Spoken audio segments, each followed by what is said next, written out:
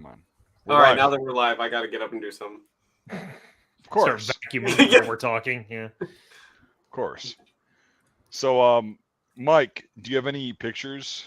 I have a few things. Yeah. We'll just wait until a few people start watching. Just whip it out. Yeah. I have. I could go refill my drink. I have those ones from the ones we talked about from the Franco-Prussian War. I have big high quality versions of those. We want to look at those. Cool. Devin, go refill your drink if you want to. Perfect. I like the Franco-Prussian War. Yeah. It's something people don't talk about a lot. We did a pod on what the hell was that film? Some real obscure like made for TV movie. I don't remember what it was. But it was actually pretty fucking cool. Pretty good. Yeah, it was unique. It was pretty unique. Yeah. Yeah, because like the Franco-Prussian War is like, when I was in a World War I class in college, like, the professor said, if you want to understand World War I, you have to go back to the Franco-Prussian War. Mm-hmm. It's the I didn't understand.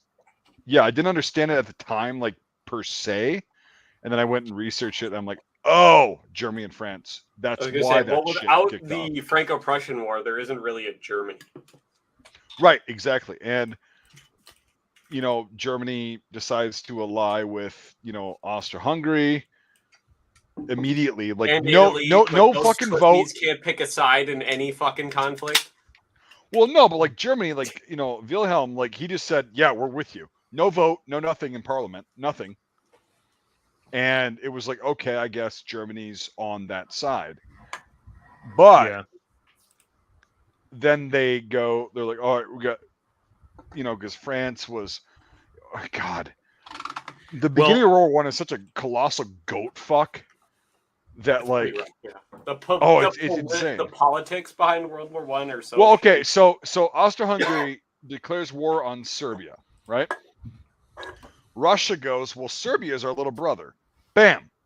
Well, France has been sending a shitload of money to Russia. Okay, well, how does that work? Well, Germany goes, well,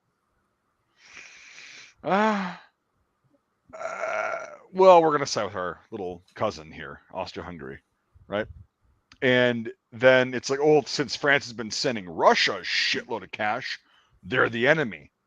And the UK is... My Mosin was made in France. So... Yeah, Châtellerault, yeah. Yeah, it's a Châtellerault 1895, yeah. Yep. But anyway, so that whole thing kicks off, and it's fucking nuts. And it's absolutely fucking nuts. Mm-hmm. But because of that, you have to understand the Franco-Prussian War and why Germany was so willing to go to war with France immediately. And how they bodied the largest land army in Europe at that time. Who? France. Yeah. Yeah, and like, how do we get to France? Oh, let's just go through Belgium. Very interesting. Well, that didn't work well. In either war. This stuff is like things that I'm like slowly putting my foot into, And once you get them, Mike, honestly, like once you understand, like, and once you kind of like put the picture together, you're like, right. Oh, it's one of those moments. Once you get the framework and you can start kind of putting together everything on top of it. But like World War I's one of those things where it's like people either like dip their toe or you go full on and you think it's like 12 inches deep and then you realize it's actually like 30 feet and you're about to drown. Yep, exactly. There's no in between. It's like I can scratch the surface or I'm gonna die on this hill. Well, and also it actually does start at the Crimean War. The Franco-Prussian War was like the big kind of event that happened. That was the fulcrum that kind of led. That was what basically was one of the big catalysts for the First World War. The 1905 Russo-Japanese War. Mm-hmm. Another huge catalyst. Mm-hmm. And so it was like, okay, this is where we're at now. And yeah, so anyway, but yeah, we got 7 people watching. Why don't we get to 20, Mike, and then you can throw up those pictures. Sounds good. Yeah, they're They're from the Battle of Sedan in 1870. They're considered the very first photos taken during combat, like taken like in an actual battle. Yeah, I would say that's because like most of the pictures that you see, and Trey, because you're an AC or American Civil War kind of guru, is most of those pictures taken in the ACW were after the fact, right? There's only one known photo to my knowledge of actually troops in motion.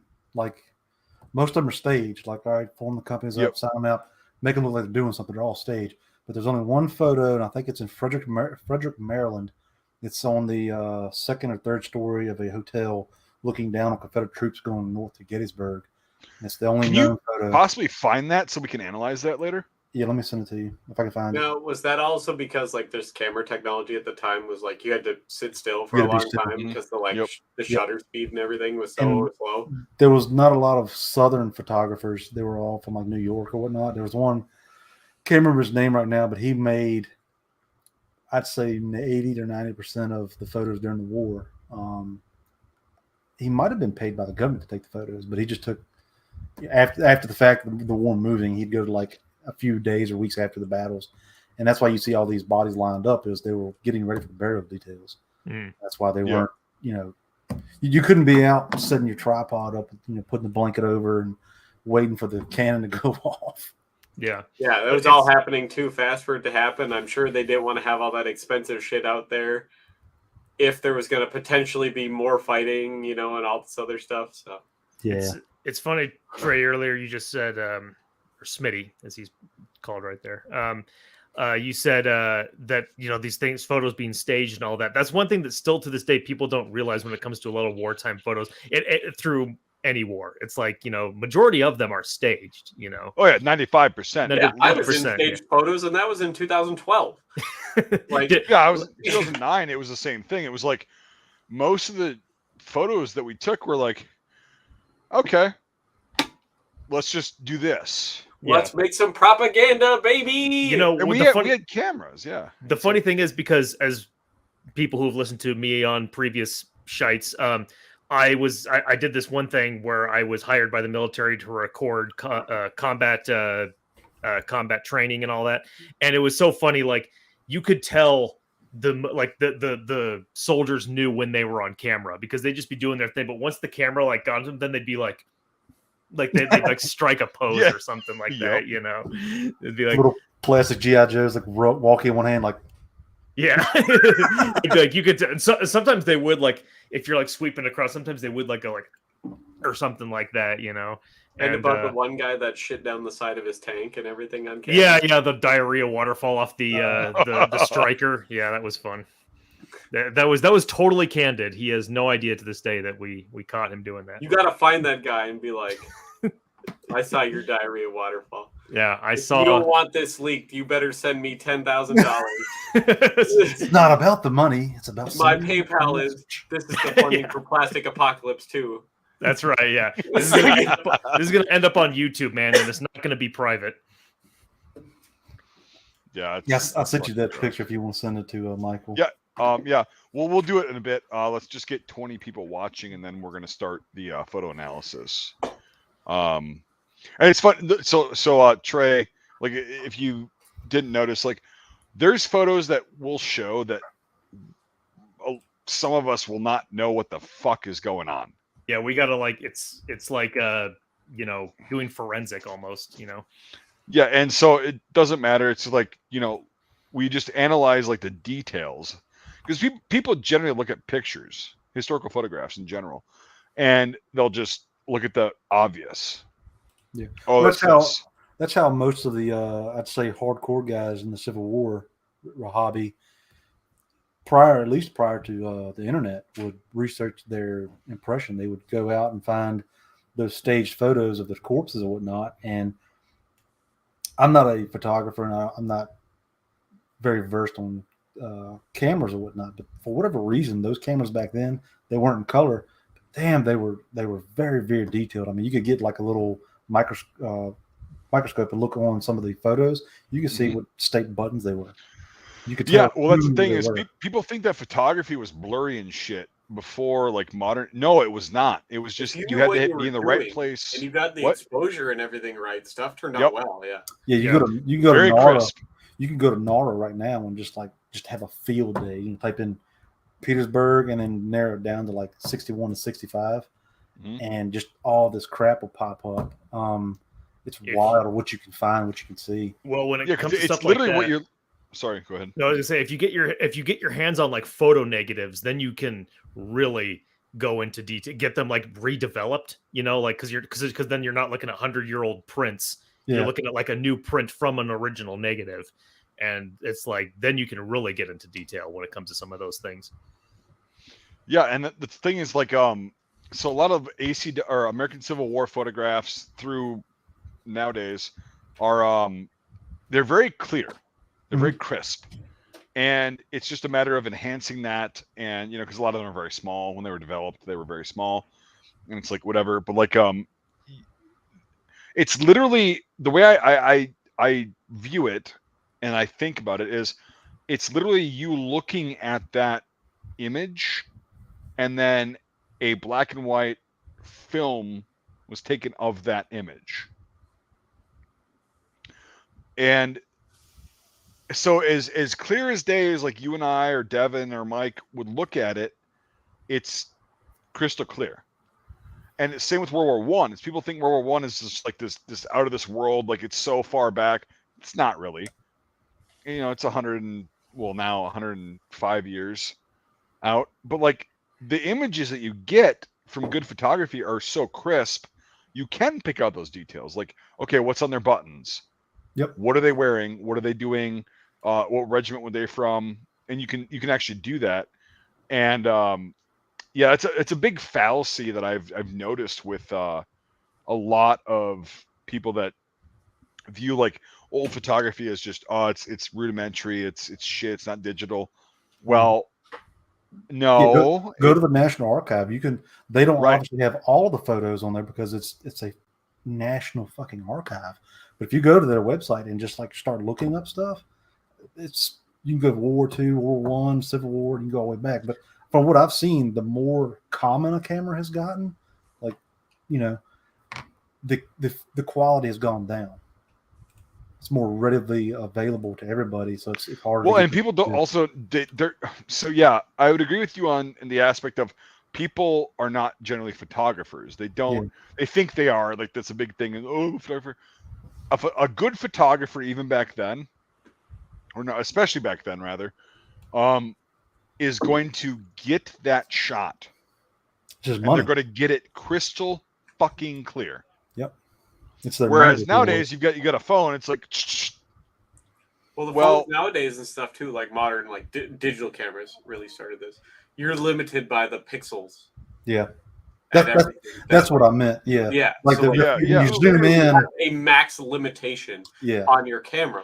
And like right now, the standard in America is basically 4K. There's some 8K stuff, but like it still doesn't compare to like the very high quality film cameras because you're not limited by pixels.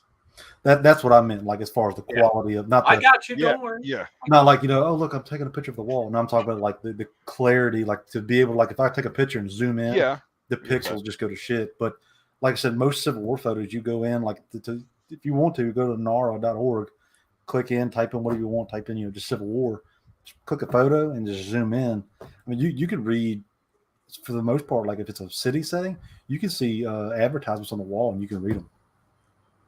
Yeah. Yeah. And that's why film is always probably going to be better. As long as we're limited by those crystal clear digital processing technology, we're never going to be able to match the absolutely seamless, presentation that film can provide. Yeah. Yeah. Agreed. So with that, let me pull up this picture. Just whip it out. Yeah. Whip it out. I had so many files of like they're all in files of like what conflict it is and what faction it is. I need to start doing that again, putting files on this computer. What the fuck? Because the one photo I sent y'all last week of the 29er staff sergeant who put a gangster grip on his Thompson. That was in St. Louis. Yeah.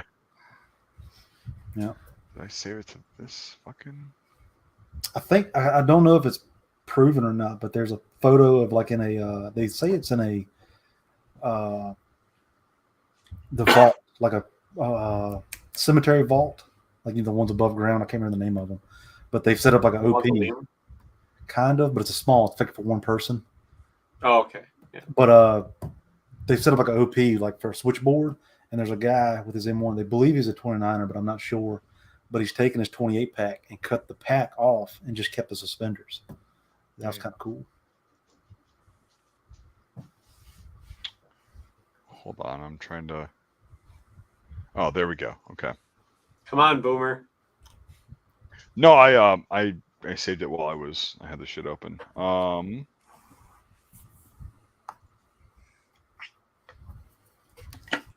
Why is this not?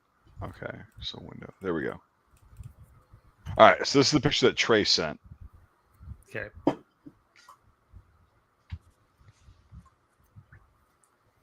No, interesting. So to me, it looks like a gaggle of fucking dudes. Yeah, so marching. I want to say it's in Frederick, Maryland. I can't remember off the top of my head, but it's the only known photo during the Civil War of troops in move. They're not staged; they're moving. Obviously, right now they're not moving; they're standstill. But I'm saying it's not staged. They are. Let me set my camera up quick. You can tell it's a clusterfuck. Like it's just they're just sitting there like, all right, let's just fucking go. I'm fucking tired. My feet hurt. Fucking God. You could obviously tell which one's the officers because they're like off by themselves doing whatever they want. And they also have better hats. Yeah. So yeah, it's like. But this is another another example of doing your own research on historically from photograph evidence. Obviously, there's no flag or nothing, so you can't tell which troops these are, Mississippians, Northern Virginians. Yeah. But you can tell this, I think, was on the way to Gettysburg, so you can kind of zoom in on some aspects to see what kind of packs they had. Most of them don't even look like they have packs, kind of rifles they had, etc. So just another way to say, this is what we're going to do for this event. Well, it looks like they have like muskets, not rifle muskets. It looks like they're old school, like 1842s. It's hard to, because unless you like really zoom in on something, it's hard to tell because the infield. Well, it's gonna get pixelated. Exactly. Well, they all would have been the same length and everything, and unless you're literally getting a close up looking down somebody's barrel, you're not going to be able to tell if it's an 1860 or the biggest thing is the 1842 smoothbore. The biggest thing is the lock plate. The lock plates were all different for the most part between smoothbore and rifle, even the infield to the Springfield. But and even the infield, a lot of units, especially in the north, were told to deblue their rifles. They were in the what was the term? In the white. Yes, in the white. So they would put like ammonia on the bluing to make it shiny. Why? Why would you do that? Because all American Springfields were in the white. They were shiny, so they wanted everybody to be uniform, cookie cutter. But it's so much worse for the gun. Yeah. Now the original bluing on infields weren't perfect anyway. It was some kind of, it's not bluing as we know today, a rust bluing. It's I think what they did was they took like oil, boiled it, and they dropped it in the oil and then brought it out, and the oil gave it kind of almost like a heat finish looking blue, not like a dark. Oh, the ammonium nitrate stuff, that shit. Yeah. Yeah. They did that, and that was really, really toxic, and it would just rub off. You could rub it off with like your shirt. So if you find a new or an original infield today, unless it's been like on a rack from 1853, it's going to be almost in the white. Huh. Yeah. So, yeah, fucking cool. Let me help screen. Let me back. I got to piss really quick. All right. And then Mike, why don't you come up with a photo that you want to share? Okay. I'll see when you get back. Yeah. Sorry, I know very little about the Civil War. I don't have much to say about it. Gosh dang it! You call yourself an American. I'm Canadian, and I know a lot about the Civil War. Hey, man, I choose my interests. You know, I'm not. I mean, I get it. I definitely have condensed down to stuff. Yeah, it's one of those things to where maybe at some point in my life I'll get around to being. You'll dabble a little bit, right? Because it's like a very, you know, when it comes to like American history nerds, it's like there's either, you know, generally speaking, it's like there's the World War II or there's the Civil War, you know. Yeah. And it's well, I think it's all about where you are too. Like I'm in Central Virginia, so it's East Coast there's a lot of Civil War people. Yeah. West Coast there's a lot of World War II people. I was kind of getting, you know, when I was making my film, you know, I did some location scouting around those areas, and there is a huge like culture around that history down there. You know, it was very evident when I was there. You know, understandably so. I mean, that's where it all happened. That's all right. The most American war that I'm well versed in is the War of 1812 as a Canadian, you know, where we burned the White House down. Can you do it again? Like, yeah, take that. Yeah, I was going to say, we should rile that spirit back up and probably, you know, do the world a favor. And so, but yeah, what really got me into American stuff is like wasn't an American historian before I got deployed. My first deployment, I got deployed next to 10th Mountain Division. And I was talking to a lot of those guys, and that's what got me really, really involved. Started my plunge into American history was actually serving with American 10th Mountain soldiers. So it's really the only like U.S. division I know anything about, other than my roommate here. She's part of the 34th Division, the 34th Infantry. But they just got bodied in World War II was about all they did. So yeah. So very cool. What do you do? Like the pants I'm wearing today, they're my 10th Mountain World War II pants with the zippers. Are you just wearing those just for the hell of it, or just casually, casually wearing? They're actually really comfortable, so I'm not gonna. I was gonna wear my DAC shorts.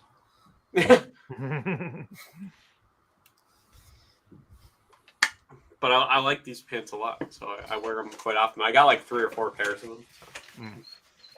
Because nobody cares about 10th Mountain in World War II, so their stuff's actually pretty cheap. So you're like, someone has to. Yeah. It has to be me. Dan, it has to be me. Dan wants to know how often we think about the Roman Empire. Okay, no, so this is something that my wife... Every single day I think about the Roman Empire. This is something that my wife, like, literally walked in when I was working the other day on the computer, and she goes, she had her phone up. I didn't know she was recording. It's a trend now, yeah. I know it's a trend. I understand this whole thing. And you fell for it. You fool. No, but like I didn't know it before that. She goes, how often do you think about the Roman Empire? I'm like, not that often, like maybe a couple times a week. And she goes, really? Well, what do you like? A couple times a week? I'm like, yeah, 2 to 3 times a week. Like not that much. And she just laughing. And she goes, I'm like, what the fuck are you doing? Right? Like, what are you doing? Like, why is this a big thing? She's like, I was just wondering. And I'm like, I'm thinking about it a lot. I'm like, it's kind of like a juxtaposition of like the American Empire and whatever and like all that shit. And she goes, okay. And stops recording. You're also like a historian, so like. Well, yeah, but like I also think about it like a decent amount, like just in my head, right? Like it's like I think about it and it's just stupid. But like I didn't realize that it was a trend, and like most people answered the same way I do. Well, not very often, just a couple times a week. Most guys, I should say. Yeah. And it's like, yeah, most of us guys, like there's guys too that are not historians. They're not into history at all. And they'll say, yeah, a few times a week. Or like every day, you know? And I'm like, interesting. Yeah, well, the Romans had it figured out, okay? Like, yeah, they had it figured out. That's why they still exist, right? Hey, I'm pretty sure Rome is still an inhabited city, okay? Yeah, a city that once had fucking most of the known world conquered. But hey, it's semantics. We should get fucking Sean on here to talk about the Roman Empire. Yes. Have you seen that map of all major road systems? They lead to Rome.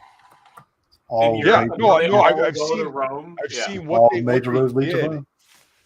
Yeah, how they the expanded. spider I've web, seen yeah. that, like how they expanded, and then when they kind of collapsed and everything. And it's like that's really impressive. Yeah. I mean, that's they were better than the fucking Germans in World War II. Well, I tell my friend who is currently a guy who does road construction for like states about stuff. I'm like, how come the roads that you make fall apart in 2 years, but the roads the Romans built 2,000 fucking years ago still have semi trucks driving on them? I say that about architecture all the time. Yeah. Well, and you understand, like the Roman roads they're not like cobblestone. Like the way they made the roads was fucking amazing. They did like 4 feet an deep. abysmal amount of work, and they had something, to be fair, that we frown upon nowadays: a limitless supply of slave labor, which would make the world an incredibly better place if we still had that, because we could do stuff. Well, they did, but like most of the roads are built by skilled labor because they didn't want to fuck them up. Yeah, and so they built them right, and like it was just okay. Let's just dredge the dirt out way far. Which they use slave labor for. A bit, but like it's not as much as you think. Like and then all the materials they brought in to bring the road to build the roads, slave labor. Okay, the transport, sure, but like to actually build them, like it was that was a fucking process. They did have a lot of laborers that they would. And also, actually, it was not cobblestone; it was fucking smooth. Yeah. And I think the biggest thing, they didn't have 5 guys watching and like one guy working. No, unions existed. Yeah, unions did not exist back then, and that's why everybody was working. So, but have y'all seen the picture where they were doing the retaining wall and they like cut out when 2 blocks came together? It looked like a bow tie, and it would like pour molten steel into it, and that would form the Band-Aid basically. No. So it's like 2 blocks when they put them together, like gigantic blocks the size of your PC, more like your desk.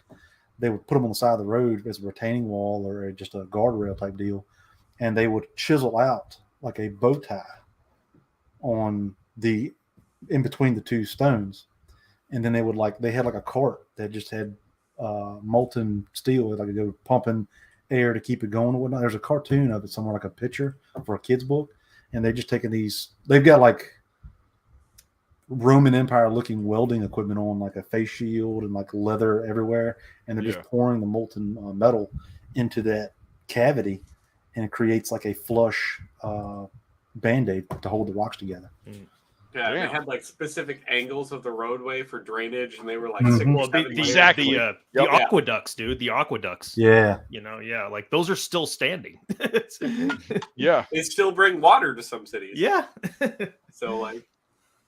Yeah, and that's the thing is like it's What's your excuse? Modern buildings that collapse in a couple. That's what I tell them all the time. Unions. Like, your fucking roads suck, and we gotta fill potholes in 2 fucking years. Yeah. That's the fucking answer. Christ. I agree. We need more slave labor. No, here's the thing. Here's the thing, Dick Sack. Is like in Iraq, they made those roads when they would pave a road, they'd make it 4 to 6 feet thick, and they'd have the bed or the rock laid below it so that it wouldn't settle unevenly. They did everything right. It's like that's ancient technology that they still do, and the roads pretty fucking good besides the IDs. Well, they're also patient. They do it right. They're not like where we are, where we get it all done in a season, because no, you get done in a season because it doesn't give time for shit to like. You need 3 seasons for a union to go, well, we need more work, obviously. And so we're just going to half-ass it this year. We'll have to come back next year, and then we'll have to patch it up the next year, and then we'll have to redo the whole thing in the 4th year. And that's what he tells me all the time. He's like, job security. Right. And it's bullshit. You build a fucking road, you fucking do it right. Yeah, exactly. I was like, come on now. This is a disgrace. Take some pride in your work. Here's the thing. Is if if unions didn't exist and the companies said, we're going to charge you 5 times the amount that the union labor will charge you in 1 year, but we'll get it done right. If I was like a representative, I'd say, let's get that done. Wait, Mike, are you telling me capitalism can fuck us over? It can fuck everyone over. It can. It's true. But here's the thing: is the consumers don't realize that they have a fucking voice. But anyway, we'll get beyond that. But if some contractor came up to me and said, "We're going to build this road right, and we'll charge you 5 times the amount," I'd be like, "We guarantee it'll last 10 times as long." Exactly. And then I'd be like, "Okay, you can do maintenance on that shit, but again, then that we don't have jobs. We can't repair the shitty roads that we fucking built in the first place." So that's the whole thing. And like, it's fucking retarded. I hate it. It's stupid. Yeah, I agree. We need more communism and more slave labor. Good Lord. This took a hard left turn. And it just the also Devin's a fucking sarcastic piece of shit. Yeah, I know him well enough at this point. We just start seeing like radiation in the screen crackle. Yeah, like Mike and I and Devin have like met in person. Like Devin's a fucking I am a pretty cynical, sarcastic. He takes nothing seriously. We all definitely agree on everything. Seriously? Nothing serious. Nothing phases him. Yeah. We all agree on everything. He's just being a fucking cunt. I do agree. Yes. So there's nothing I can do about it. Not without there being more slave labor and more communism, and that's not going to happen. America likes to waste money on roads that fall apart in 2 years. Yeah. Also, Dan the Man the Legend. Thank you for the $5. I really do appreciate that. And like, we answered your question, but like, yes, I do think about the Roman Empire. Oddly enough, a few times a week. So, I mean, Trey, how about you? Almost every day, man. Like, yeah, the biggest. Devin? I mean, the one video I saw recently, the woman, it might have been staged, but he comes out, or she comes out on the porch and asks him. He's an older guy, and he's like, I just think about it every day. Like, in the Roman Empire, when they wanted to keep the people appeased, they had the Spartans come, not Spartans, but the gladiators come out and they gave him food and everything and keep everything quiet. And he was like, does that remind you of anything? And I was like, he's like NFL and all that. I was like, keep the people appeased, keep them busy, and you can do whatever you want. Right. Mike? Yeah, sometimes. But you do think about it. Oh yeah, I will do. Before I went to film school, I studied art history, and Roman architecture and stuff like that was a big part of the whole thing, that we studied. So yeah, absolutely. But today, though, here and there, We just thought about it now. You do think about it. Yeah. Okay, Devin.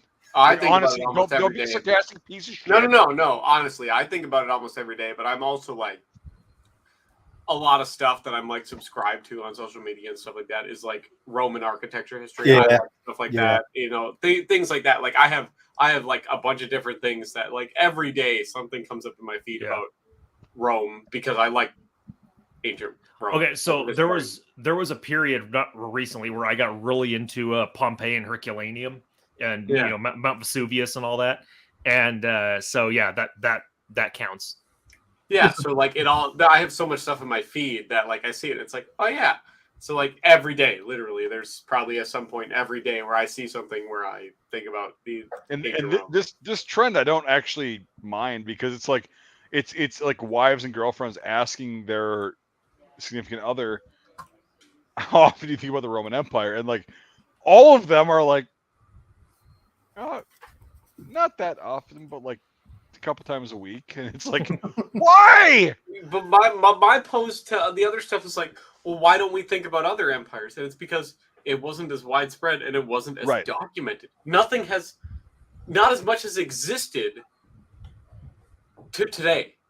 Like, I also have a bunch of stuff in my feed about like fucking the Mongol Empire in ancient fucking China and the Middle East and stuff like that. Like, I don't know if you guys know, 2 weeks ago, a bunch of Chinese scientists and European scientists discovered what they thought was the burial site of Genghis Khan.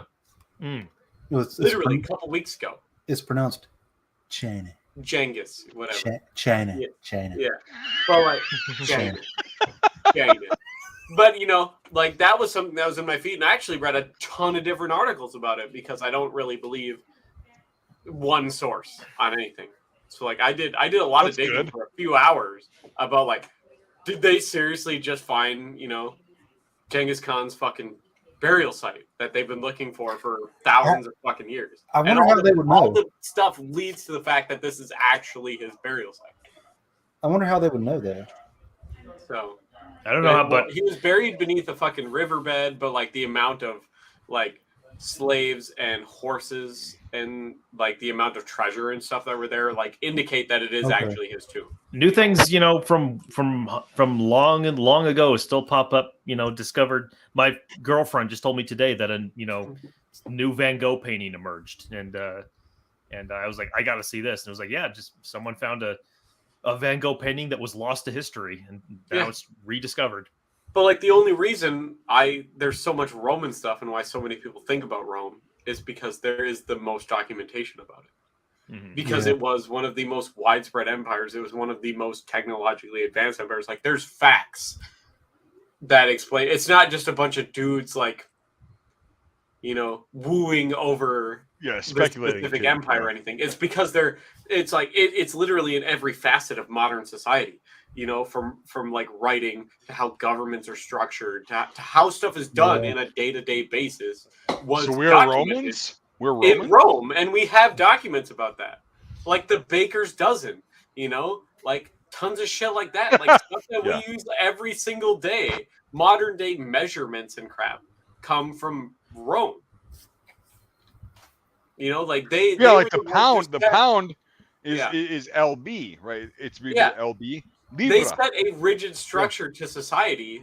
They literally set the framework to what a society should be, and pretty much every modern society has borrowed from that, and it's all documented. Well, I mean, just the alphabet today is Roman, Yeah. So that's why so many people think about Rome. Anything is because it's literally you deal with something that emerged out of Rome or was documented by Rome every single day at least once. So yeah, that might be why we think about it. Like it's. But here's the thing: why is it mostly guys? Oh, because we care about stuff like that. Because we want times where like men had all the power and women were subservient and there was slave labor and like if you were a white male property owner, you didn't have to pay any taxes. Things like that. We like stuff like that. It plays into the fantasy, to the living vicariously through it. The modern bullshit, That's living why through we it think about vicariously. that. Yeah. Well, this has nothing to do with the Roman Empire, but I do have some Franco-Prussian photos if we want to get into that. Let's do that. So Trey, the French, the Gallic Empire, if we might say, actually started back during Gaelic the Roman times, and he said gay. No, Gaelic is Gallic. Gaelic would be Irish. You're correct. I fucked up. Yes. He said gay and fucked up. That's not nice. Well, you said it. But you reiterate. Don't be a dick. Push the button. Push the button. All right, let me share my shit. Yeah. Hey, remember the war didn't have any jets. Wow, look at that awesome picture. Yeah. Can you see it, everybody? Can you see this awesome picture of the Franco-Prussian War? Look at that. They change this shit all the time, Devin. Give me a break. It's probably the best photo that's ever existed. I know all about Franco-Prussian. This is the best one you ever gonna see. All right, see. it's ready. Yeah. Bam. Okay. Yeah. Oh, yeah. This one. You've showed this before, haven't you? No, we showed it on when we were doing that actual pod. Right. Okay. But it's never been on like Okay. So this is the first time we actually have shown it. So yeah, this is the Battle of Sedan, and the photographer, according to what I'm reading here, he was on the French side, and these are the Prussians coming up right here, and this line and everything. Like I said, this is just it's so crisp. I mean, you could count the damn holes in the house. Yeah, yep. Yeah, absolutely. Yep. I mean, well, this right here is a cropped version. This is the full version right here. Yeah. Unfortunately, I can't get a super HD version of the full version, but this is a detail from that full thing. It's funny on this specific print right here. You can see the fingerprints of the guy who printed it. Right here. Oh yeah. shit! Awesome. Yeah. I see that in a lot of photos actually. Like when you get like the actual borders and stuff, you'll see fingerprints on them. People grab them the wrong way, and the skin oil gets left. Yeah. Yep. So this is a French. It's taken from a French photographer looking at the Prussian soldiers. That's what it's at him. That's what it says anyway. Yeah, we should say that this is considered the first series of photos ever taken of combat before. This line of troops right here, they look like a form of skirmishers, and then there's another line of skirmishers behind them, and then there's more troops coming up the road. Yeah, see, there's so one. Several of these men look like they are actually aiming in the direction of the photographer. And they're like this guy right here. Some of the men are on their knees taking then there's a lot of casualties, like also. Yeah, they're marching that huge, like the platoon or the company through, right there. Yep. As they're taking fire, it's like. And there's a guy on a horse. You should kill him first. He must be important. That is ungentlemanly. No. We don't know. But it's funny, actually. This house, as I was looking for this photo, this house is still there. It's renovated and everything like that. Yeah, but it still exists. This house is like still all there. Europe, man. It's wild. It's like they made stuff good back then, right? And but I mean, yeah, as you pointed out, you can tell it's all shot up already. Just crazy, all the things you can see. There's a lot of masonry that goes into getting that shit. Yeah, but as this was going on, the photographer, from what I remember and what I'm reading as I found this, was pulling back as they were doing this. So the photos, as they go on, they keep going back.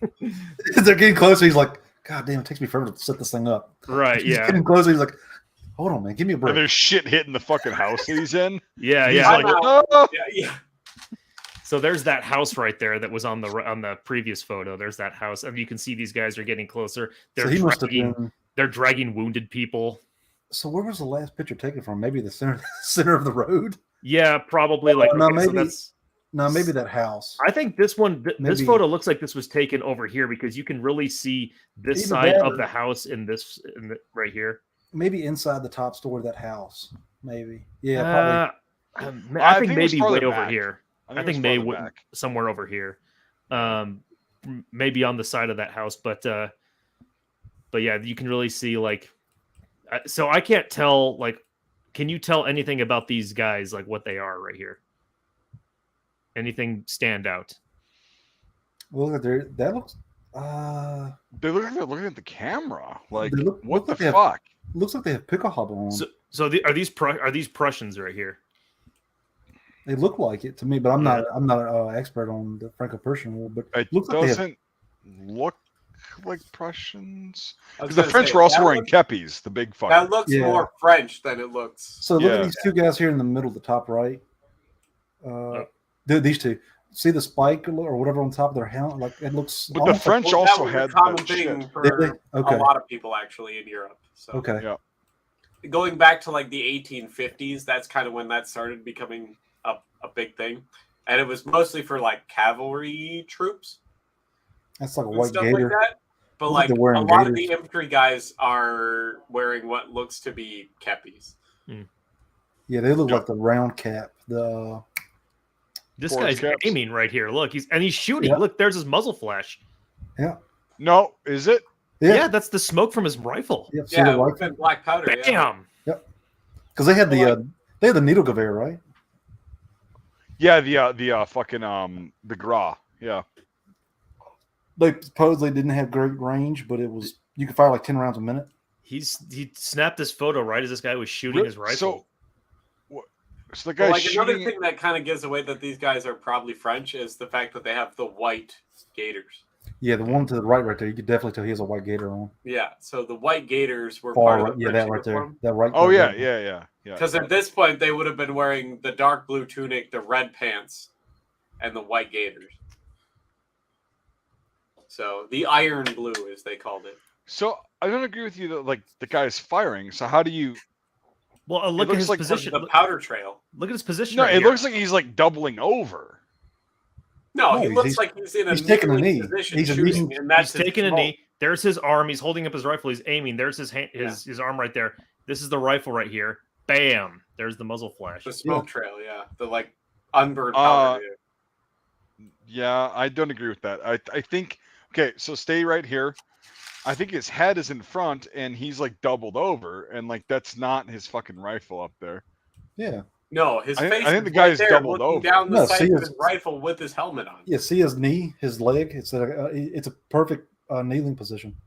Yeah, he's literally at a perfect kneeling position. Here, I'm gonna trace it for you.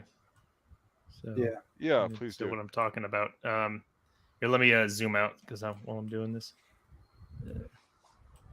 I think all these guys, either they just shot or they are because you can see. Doubles over and like crawl on the ground from like zoomed out. Like, no, he's perfect kneeling. What the fuck am I seeing then? Like, it's so nonchalant. Like, look at these guys. Like the one they're guy just standing up. The one guy to the left, his right, he's just like at the bayonet charge, just like standing there, like, hey, what do we do now? And then there's a dude in the street. I don't even see his rifle. Is he a bugleman or something?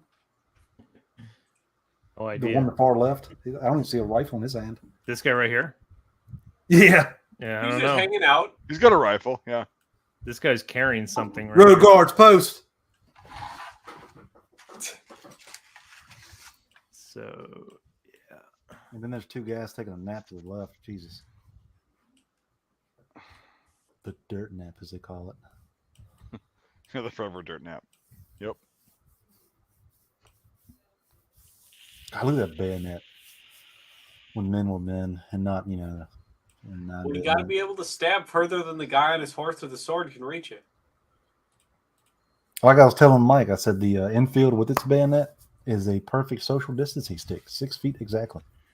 I would confirm that and raise you the Lebel 1886-93 Fusil with the Rosalie bayonet on it.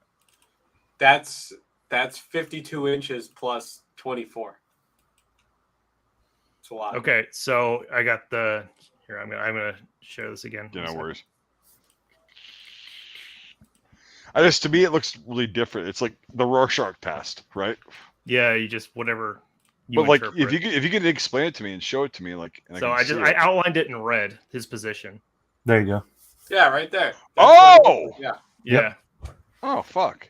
Yeah. So you see that. So why is he shooting down the line? It's a front line, so he's just picking targets as he's going. But he's shooting down his line, and nobody else is reacting. He's just sitting there. Yeah. So I think the muzzle blast might be a thing that. Mike, are you trying to convince me that soldiers are smart and make rational decisions? Not at all. Never will. Yeah, exactly. So let's go back to the unoutlined version. See, there he is. Yeah. Bam. So pretty crazy. He might be aiming, but I don't agree with the muzzle blast. Okay. No, I think they probably caught it at the end of. Well, because like zoom out completely. Why would he be shooting backwards at his line? He's not shooting backwards. No, that's the enemy. No, the lines are coming this way. Yeah, the cameraman is another line. There's a line there and a line here.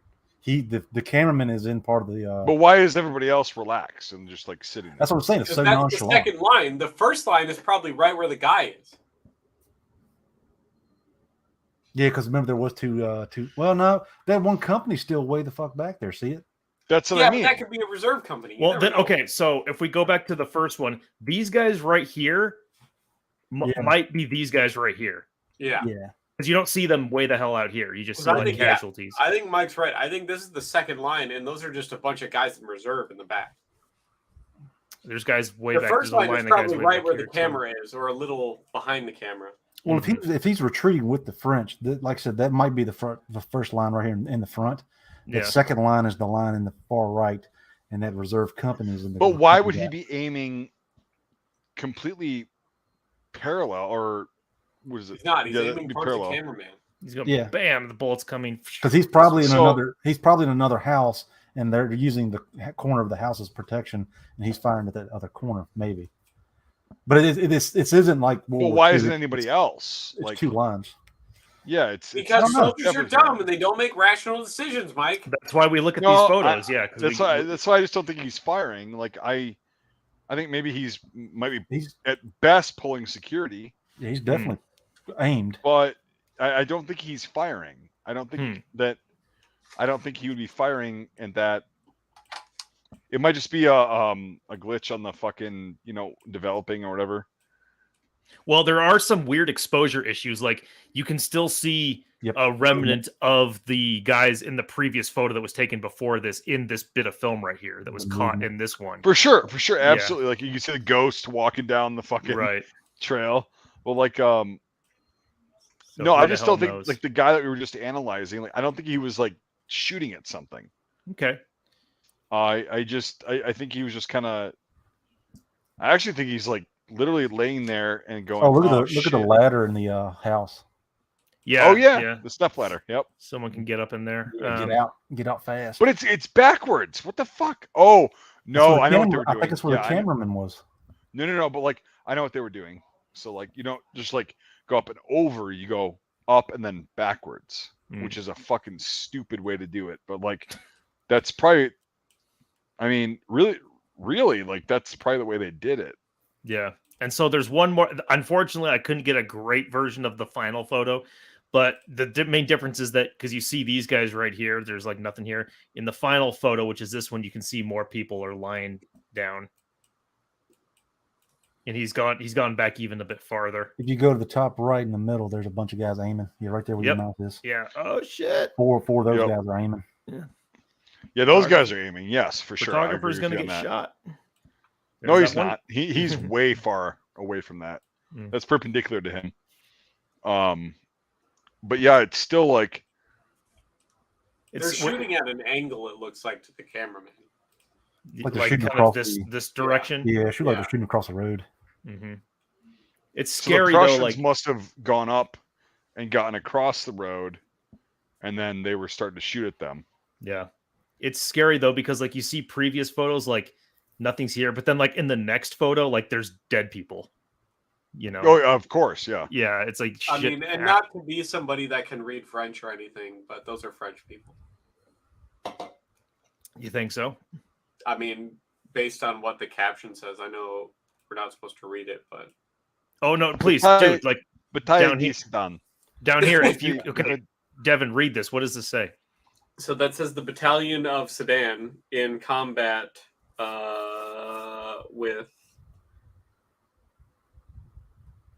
in combat under Marshal de McMahon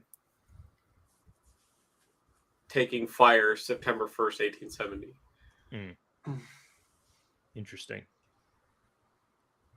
And those guys that were on the road aren't there now. I think they they definitely probably just dispersed. They're back further because they're behind that. If you go back to the last photo, they're behind that stone wall. So they're way back there. Also they dispersed because they're we're going on this one fucking tiny choke point. In the first photo too, you can see they're in the same spot. Yeah, you can see some. And it's the same exact people. It says this is the Battle of. Sorry, here. Let me go down so you can read that. Yeah, it says this is the Battle of Moncel. And it's a snapshot of combat at the Battle of La Moncel. So with the Battalion of Sedan. September 1st, 1870. Mm-hmm. What's to the far left? Over here? Yeah. It looks kind of green. It's probably too grainy. Yeah, that's unfortunate. But this guy's... Oh, shit. There's a second line. Yeah. Yeah, there's a second line back here. That's what we were talking about, Mike. Where have you been? No, I thought you were talking about the second line of the French. This is the battalion. This is the French. This is Sedan. This is the Battalion of Sedan. No, dude. The Prussians were assaulting the French, right? That's what I thought. This is the do I have that bass backwards?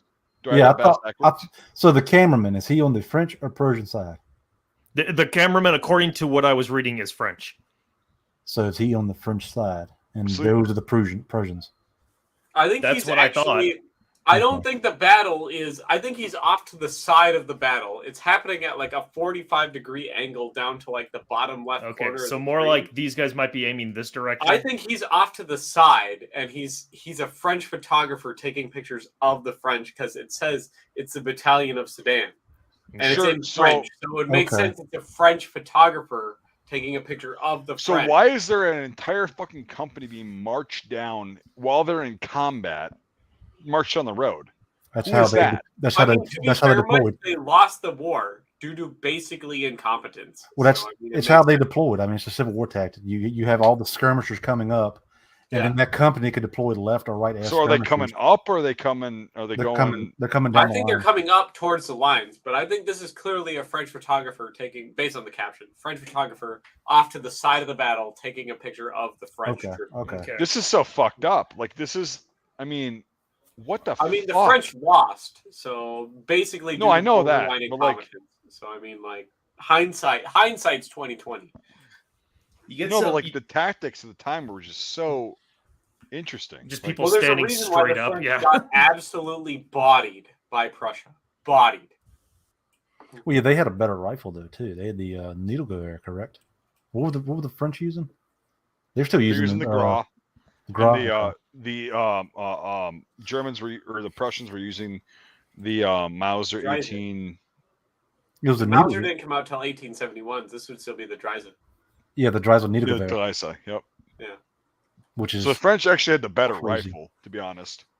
It's interesting. No, I think it was kind of a tit for tat because the Dreise needle gewehr you could fire like 10. It was It was needle fired paper cartridge. They were pretty much the same. It's bolt action. Bolt action. Yeah. So, I guess you're right, Trey. Like it was a wash. But they didn't have the accuracy. The needle Dreise gewehr was only accurate like I think 200 yards or something. No, like, the Dreise and the Gras could get out to 1,400, 1,500 meters. Like but they're rifled, and they have like this is back when machining was good, still, and so their asses have pounded. Consistent interchangeable parts at this point in Europe, and so like the guns were accurate. They had everything figured out with the ballistics and everything like that. This is getting the era that like I would want to time travel to least, and I've studied a lot, is like the repeating rifle, the beginning of the repeating rifle, like black powder era.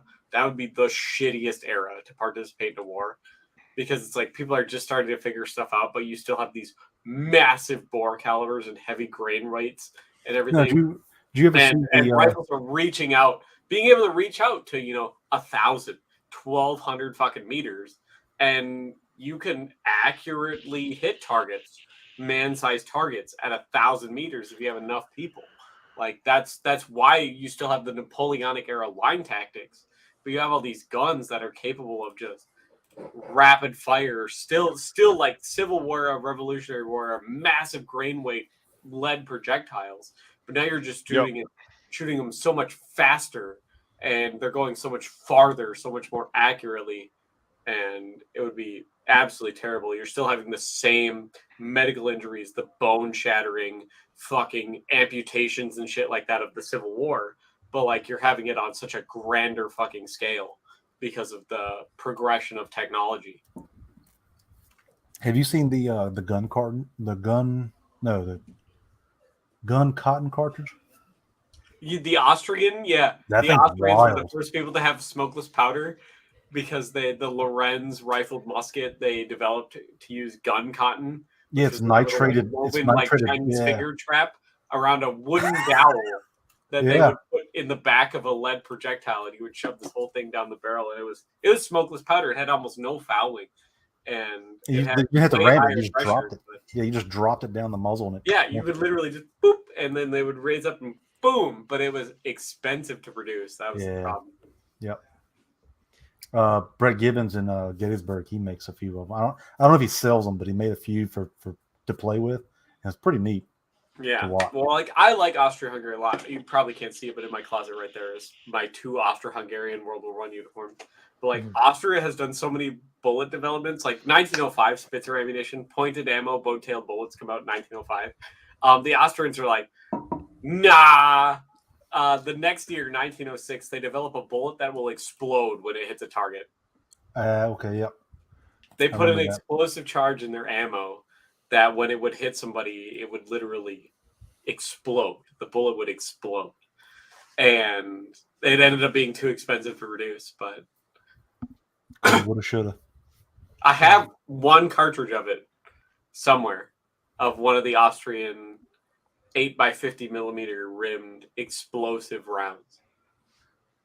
So, congrats, Devin. Very cool.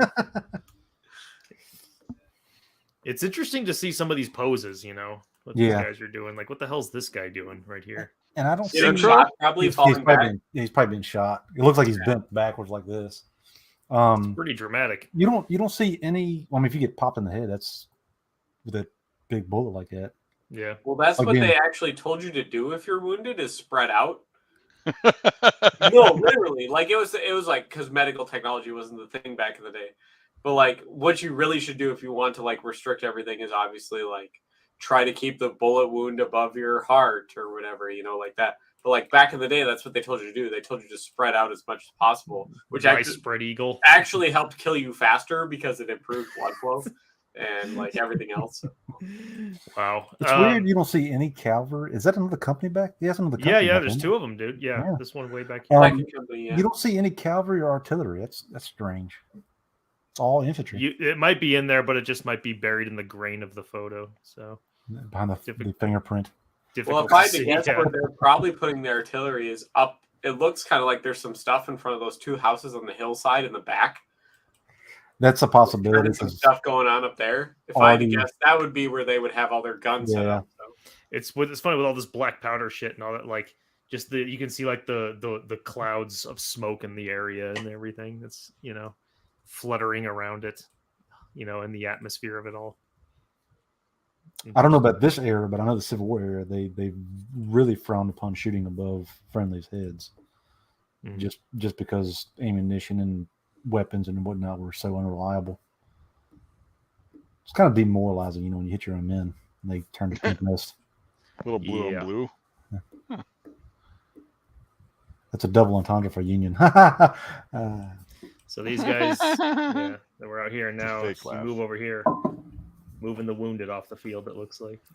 Or the casualties. Up. Yeah, there's some dead people over here. There's two guys on the that one, the one to the left. That's kind of really distorted. Like, was you talking about this right here? No. The two come down. Yeah, that one, the one to his right.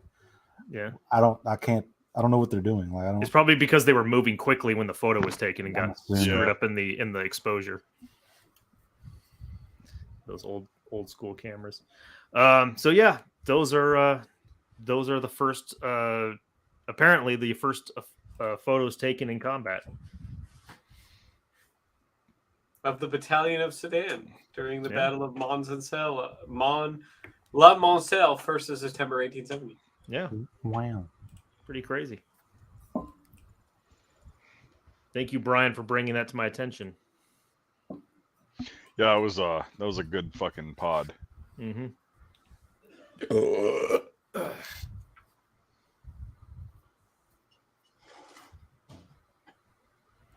Now what?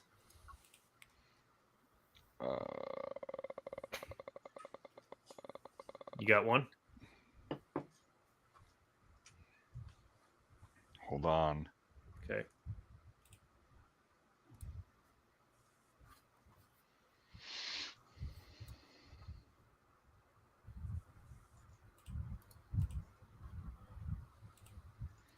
Done that.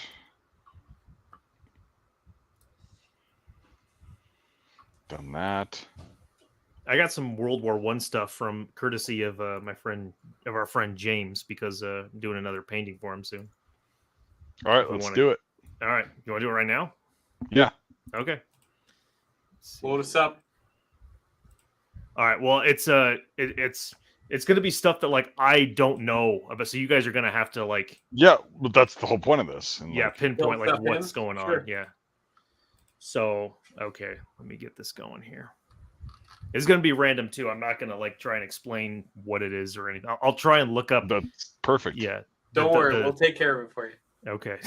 Yeah, Devin. Yeah, you're the fucking expert. Just you wait. All right, so I'm going to start. First things first. This is a photograph. Yeah, black and white. Oh, god damn it. Yeah, it is real life photograph. That's a Hotchkiss. Yeah. 1940. Yeah. It's a Hotchkiss Portative 1914. It has aerial sights on it.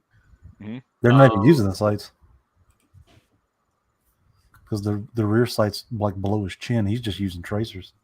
Yeah, but it has the aircraft sights on it. It's set up in the mount to be an anti-aircraft gun. Yeah. Very cool. Also very fucking staged. It is very staged. Yeah, those are Americans. Yep.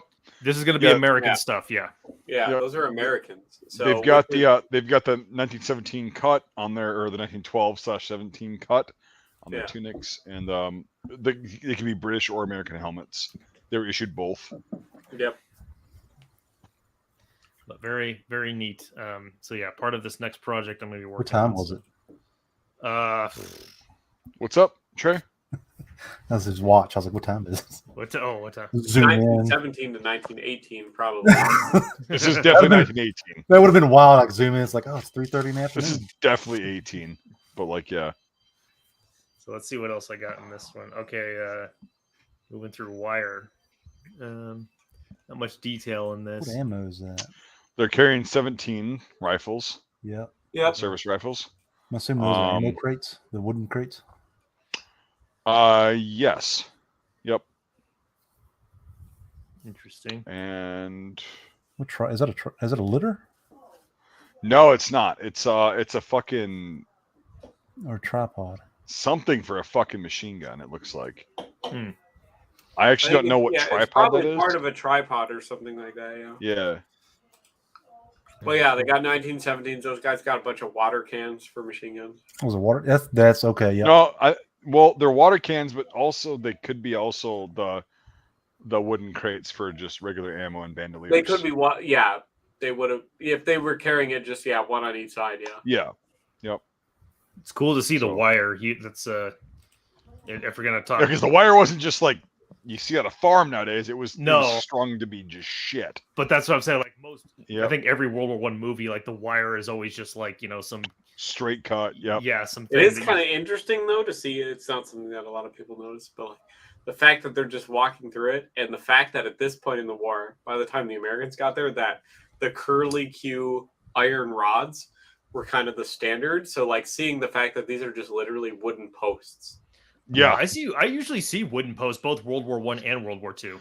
Well, so the curly Qs, it would be on fronts, but like given this, it's kind of a quieter front based on the fact that it's wooden posts. Mm-hmm.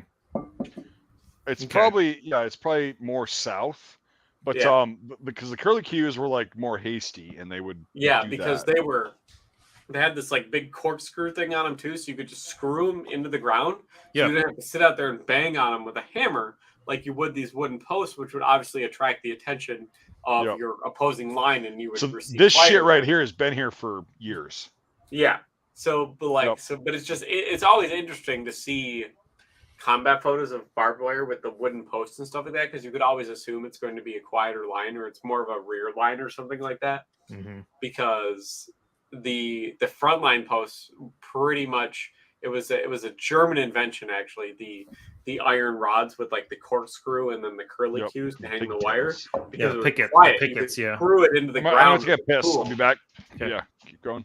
And that way you wouldn't draw any fire rather than having to pound stakes into the ground. Mm-hmm. So very interesting. Let's see what else is in this one. So I got this right here. I don't know the context of what this is, but again, it's American, and I'm just guessing some training, like some firing range. I was going to say it's probably a training exercise on the outskirts of some town in a field. Right. I do have some close-ups, some detail of parts of it. They're kind of cool to see. Is that mortars? Is it? No, that's rifles. But that right there looks like a show maybe. I was gonna say that's a show shot. Yeah. But the two guys above them, one's got. Well, maybe they're just right here. I think they're just. This is probably a training exercise in France in early 1917 after the Americans got there. Yeah. Mm-hmm. Where the French, because the Americans didn't have any experience with trench warfare, so a lot of them got like a crash course in trench warfare from the French. Yeah. And this is probably one of those training exercises. Yeah. Yeah. Very interesting. Let's see what else is in this one. So I got this right here. I don't know the context of what this is, but again, it's American, and I just guessing some training, like some firing range. So or something. this is probably one of those training exercises. Yeah. But again, like, you know. Oh no, this is I'm pretty sure. Yeah, it's a training exercise for sure. But like can you? Or here, let me full screen this. Make it huge. They're Americans. So yeah, there's guys that have VB fucking ref grenade launchers. The one guy. So you see the officer standing there on the top right. That's what I thought it was, but I didn't know if they had rifle grenades for the GIs. Oh, they or definitely did. Okay. They had two versions. They had one for the 1903 and one for the 1917 rifle. Okay. So the officer up there, like you were just pointing out, the fourth guy, or I'm sorry, the third guy over to his left. See right it here? Now. No, over to left. Straight guy in the line. Straight. To hit. Third Okay. guy in the line. To the one, two, to three. our left, not his left. There you go, right there. That guy's got a VB grenade launcher. Okay. Yep, I see on it his now. rifle. See, this is again like when I bitch about movies like with weapons handling all the time. It's like, just look at these old photos, dude. Like, you can see how they did it back then. Right. You know. That's what I was wondering, why they were in pairs. They were like a rifle grenade team, but I wasn't sure if they had rifle grenades or not. Well, this is probably a whole company. Yeah. You would have a couple rifle grenade guys or mortarmen in a company. Well, this is a platoon, and you would have 1 to 2 rifle grenadiers per platoon. You stepped out real quick. This is actually part of a large photo. This is the whole thing right here. Huge photo. Oh, it's definitely a fucking training thing. Huge. Yeah, I was gonna say, this is probably that, like I was saying, the French crash course in tactics. Yes, exactly. I think actually these guys, I've seen this picture before. I'm not gonna lie. I think these guys are Marines. Yeah, well, because the painting I'm doing is involving the Marines. Yeah, they don't look too smart. Well, no, it also makes sense when you say Marines, because if you look at the guy that's on the left side of the screen right now, the web gear is much brighter than his uniform is, because the Marines wore like very dark green uniforms. No. These guys on the show are they wearing helmet covers? Because the other ones are shiny. They're not. They're dull. No, they're not wearing helmet covers on the show on the front. Yeah, they look like the one on the right. Kind of looks like it. Like a canvas. Okay, all right. No, it's probably just a pretty heavy texturing on his specific helmet. Yeah. Yeah, and so these are actually these are Marines. These are I've seen this picture before. So yeah, these guys. Okay, so Devin, what you said is like they wore forest green uniforms. Yeah, they did initially in 1917, and then this is a training exercise, so it makes sense. And the other thing that gives away is, but this is in like June or July. Yeah, and but like this guy on the right side of the screen coming over now in the middle, kneeling there with his hand. It makes sense because the putties are much brighter, his web gear is much brighter, his uniform is very dark. Nope, they're not. So putties in World War I were issued by the Americans and the Brits, right? To the American and the Germans and the French and the Russians and the Serbians and the Austro-Hungarians. There's some that would be a little bit lighter khaki. There's some that would be more dark, like olive green, olive drab. Yeah, but the American Army ones were darker than the uniforms. That's why I'm saying this guy's a Marine. Not true. Not true at all. Because by the time this picture was taken, these guys would have been wearing Army uniforms completely. And the Marine Corps uniforms, the forest greens, would have been out of fucking... They're not being issued because of a couple of reasons. So one... The Marines were a tiny contingent of the United States military at that point. A tiny contingent. And the guys that did go over there in 1917 initially had forest greens, but they wore out and they got fucking torn up. Or anytime... This is so early. This is a training exercise. It's not early, though. I know when this picture was taken. It was taken in late June or early July of 18. So these guys had all been wearing Army uniforms. Because the forest greens, the dye that they were getting was from Germany, and then when we declared war on Germany in April, they said, "Well, fuck you, we're not giving you the dye anymore." Oh, wow. So they tried to make like olive drab uniforms, and it didn't work. And then also the supply was horse shit for the AEF in general, and they just gave them Army uniforms. So the putties would come from private contractors, and the British. And so there would be a lot that were really light khaki, which I actually have an original pair out on the garage right now that's very light colored. There'd be some that were olive green, olive drab, green, brown, whatever. Yeah, I just know they're browner than what the U.S. Army uniforms were usually. So here's the thing: is like if you look at if these are color images, you would see this, and you would see so many fucking different colors of tops, bottoms, fucking putties, everything. It was a colossal clusterfuck of, well, who can we get? And dye lots didn't matter at that point. Yeah, and obviously everything would vary. Yeah, dye lots and everything would vary and stuff like that. But yeah, and so that's the thing is like, yeah. Oh, sorry, Mike. Okay, so I have information on this photo right here. Mm-hmm. It says this is a series of photos taken of the 76th Company, 1st Battalion, 6th Marine Regiment. There we go. On the Marchab sector in August 1918. August. So yeah, it's later than when I initially said. So yeah, they're all going to be wearing Army uniforms. Yeah, by that point, yeah. Definitely. And the putties, though, don't let that like fool you on a picture. Is like there were some guys that had bright khaki and some guys that had fucking brown or really dark olive green. It's literally whatever the AEF had at their disposal they would use. And so because they were so ill-equipped. And so like the supply chains they're getting torpedoed, they're fucking whatever. And so you have so many variations of Army uniforms and Marine Corps uniforms in France in the First World War. And even in Italy, the guys that went over to Italy, same thing. And it's like it's so colossally fucked up that the more fucked up you are in your impression, if you're doing a World War I impression, the more fucked up and the more mismatched you are, the better and more accurate. Yeah. So yeah, and it's Army and Marines, both. So yeah, it's a fun thing. Same photo, just detail of more of what's going on around them.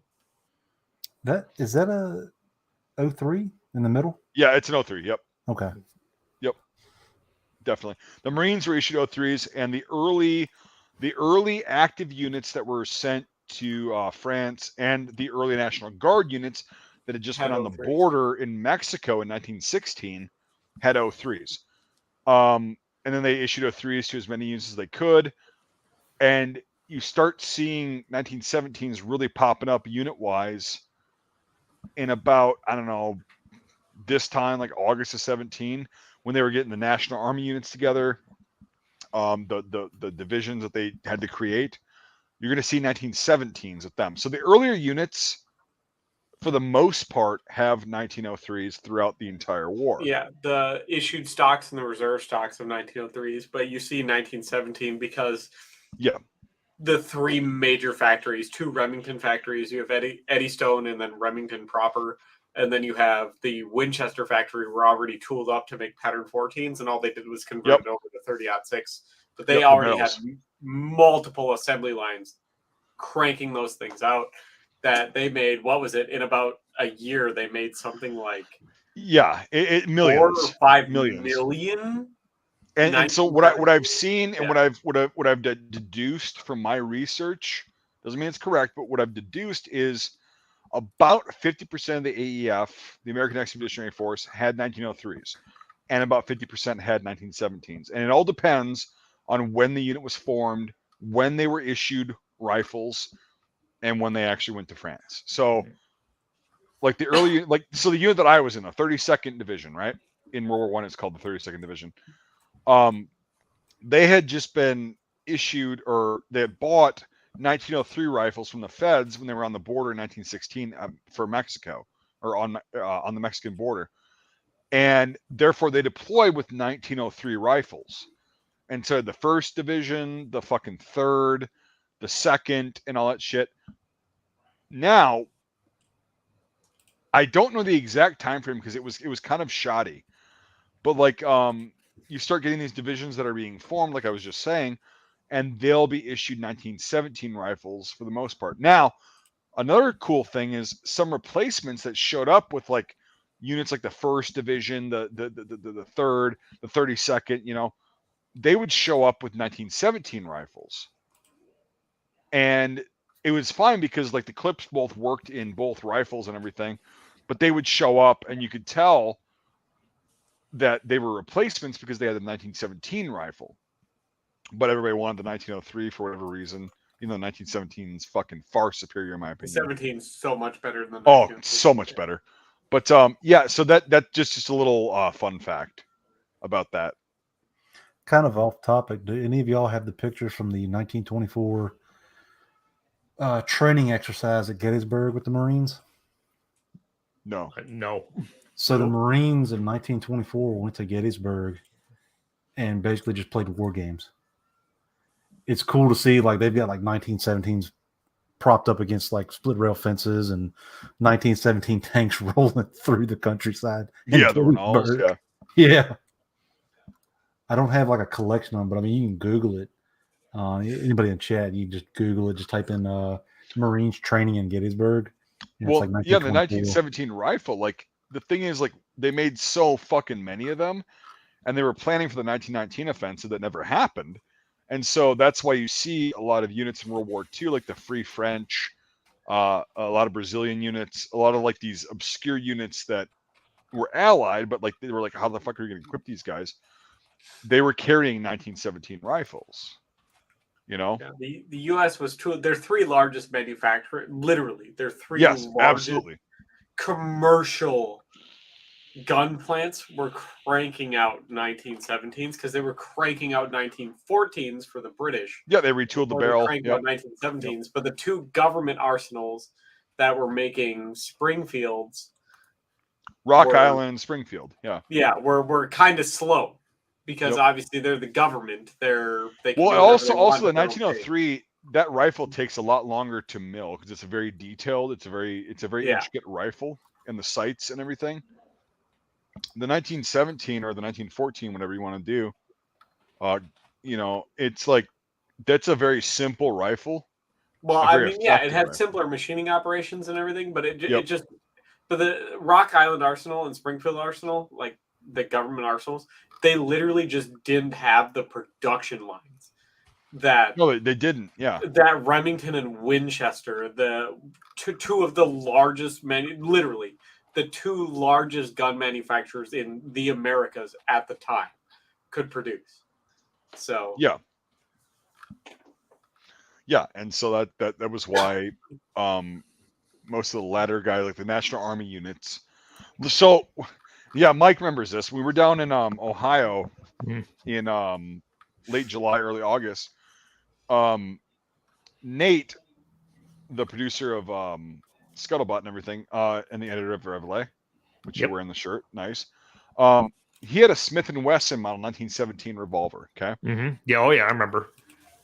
So Devin, you might not know this because I didn't know this until he brought it. I have a Colt that I brought down there just for the shits and giggles, right? Yep. The Smith is a lot smaller than the Colt. Yeah. Now, that's because Colt couldn't manufacture them because they started making 1911s. And the National Army units were not only issued 1917s, but issued the Smith & Wesson 1917. Yeah, because Smith was already making 45 caliber revolvers for the British and the Canadians. Yeah, but then they started going over to the what is it, the double action fucking whatever the fuck it's called, like the actual term for it. The hand eject Model 2. They were making hand eject Model 2s for the Canadians and the British, and all they did was shave the cylinder down a little bit to take 45 ACP Moon. Right, and so we found that out down on the set, and because like James Gregory was sitting there, and he did the other 16. He wrote that, and he didn't even. He was like, "Oh my god, I didn't know there was that much of a difference between the Colt and the Smith." And he was holding them. Colt wasn't tooled up to make it, so they actually had to pull an old model and beef it up a bit to make their victory models and stuff like that. Well, that was in World War II, but like whatever. So, yeah, you know, they're 1917 revolvers. Whereas so anyway, Smith & Wesson was already making theirs, but like Smith & Wesson had already, for the longest time, as much as Colt has gone, in the late 1800s, Colt had transferred to making semi-automatic handguns, and they were the pioneers in that.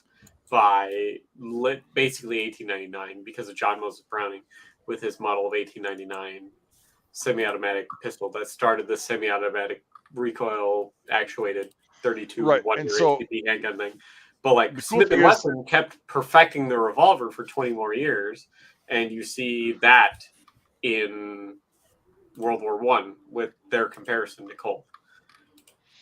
Yeah, and so also the Colt, which is a very larger frame, has a right-hand twist in the barrel. Yes. The Smith has a left-hand twist. Correct. And again, that was a lot of like the National Guard and like active army units were issued the Colt in the 1903, and then the National Army units were issued like the 1917 and the Smith and Wesson, and that's how James actually deduced that, you know, this was fired from a Smith and Wesson, 1917, all that shit, blah blah. But like, yeah, so very cool.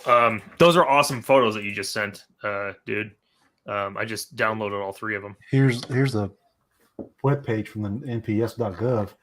They went for the full shebang. I didn't know they had bombers, and it was a campaign that they went from. There's a map. It started in Quantico. They marched all the way from Fort Humphreys, Arlington, D.C., Rockville, Gettysburg, Ridgeville, Frederick, Boonesboro, then back to Sharpsburg. Damn. So they did a full campaign. The Marines did a full campaign.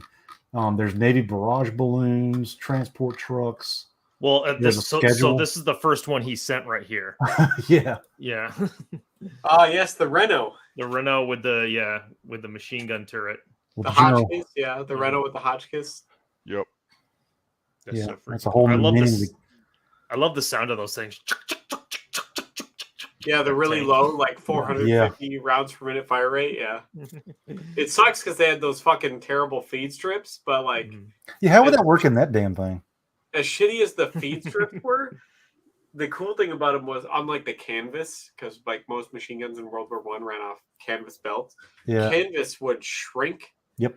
And expand based on heat, temperature, humidity, and stuff like that. And corrode around the bullet too.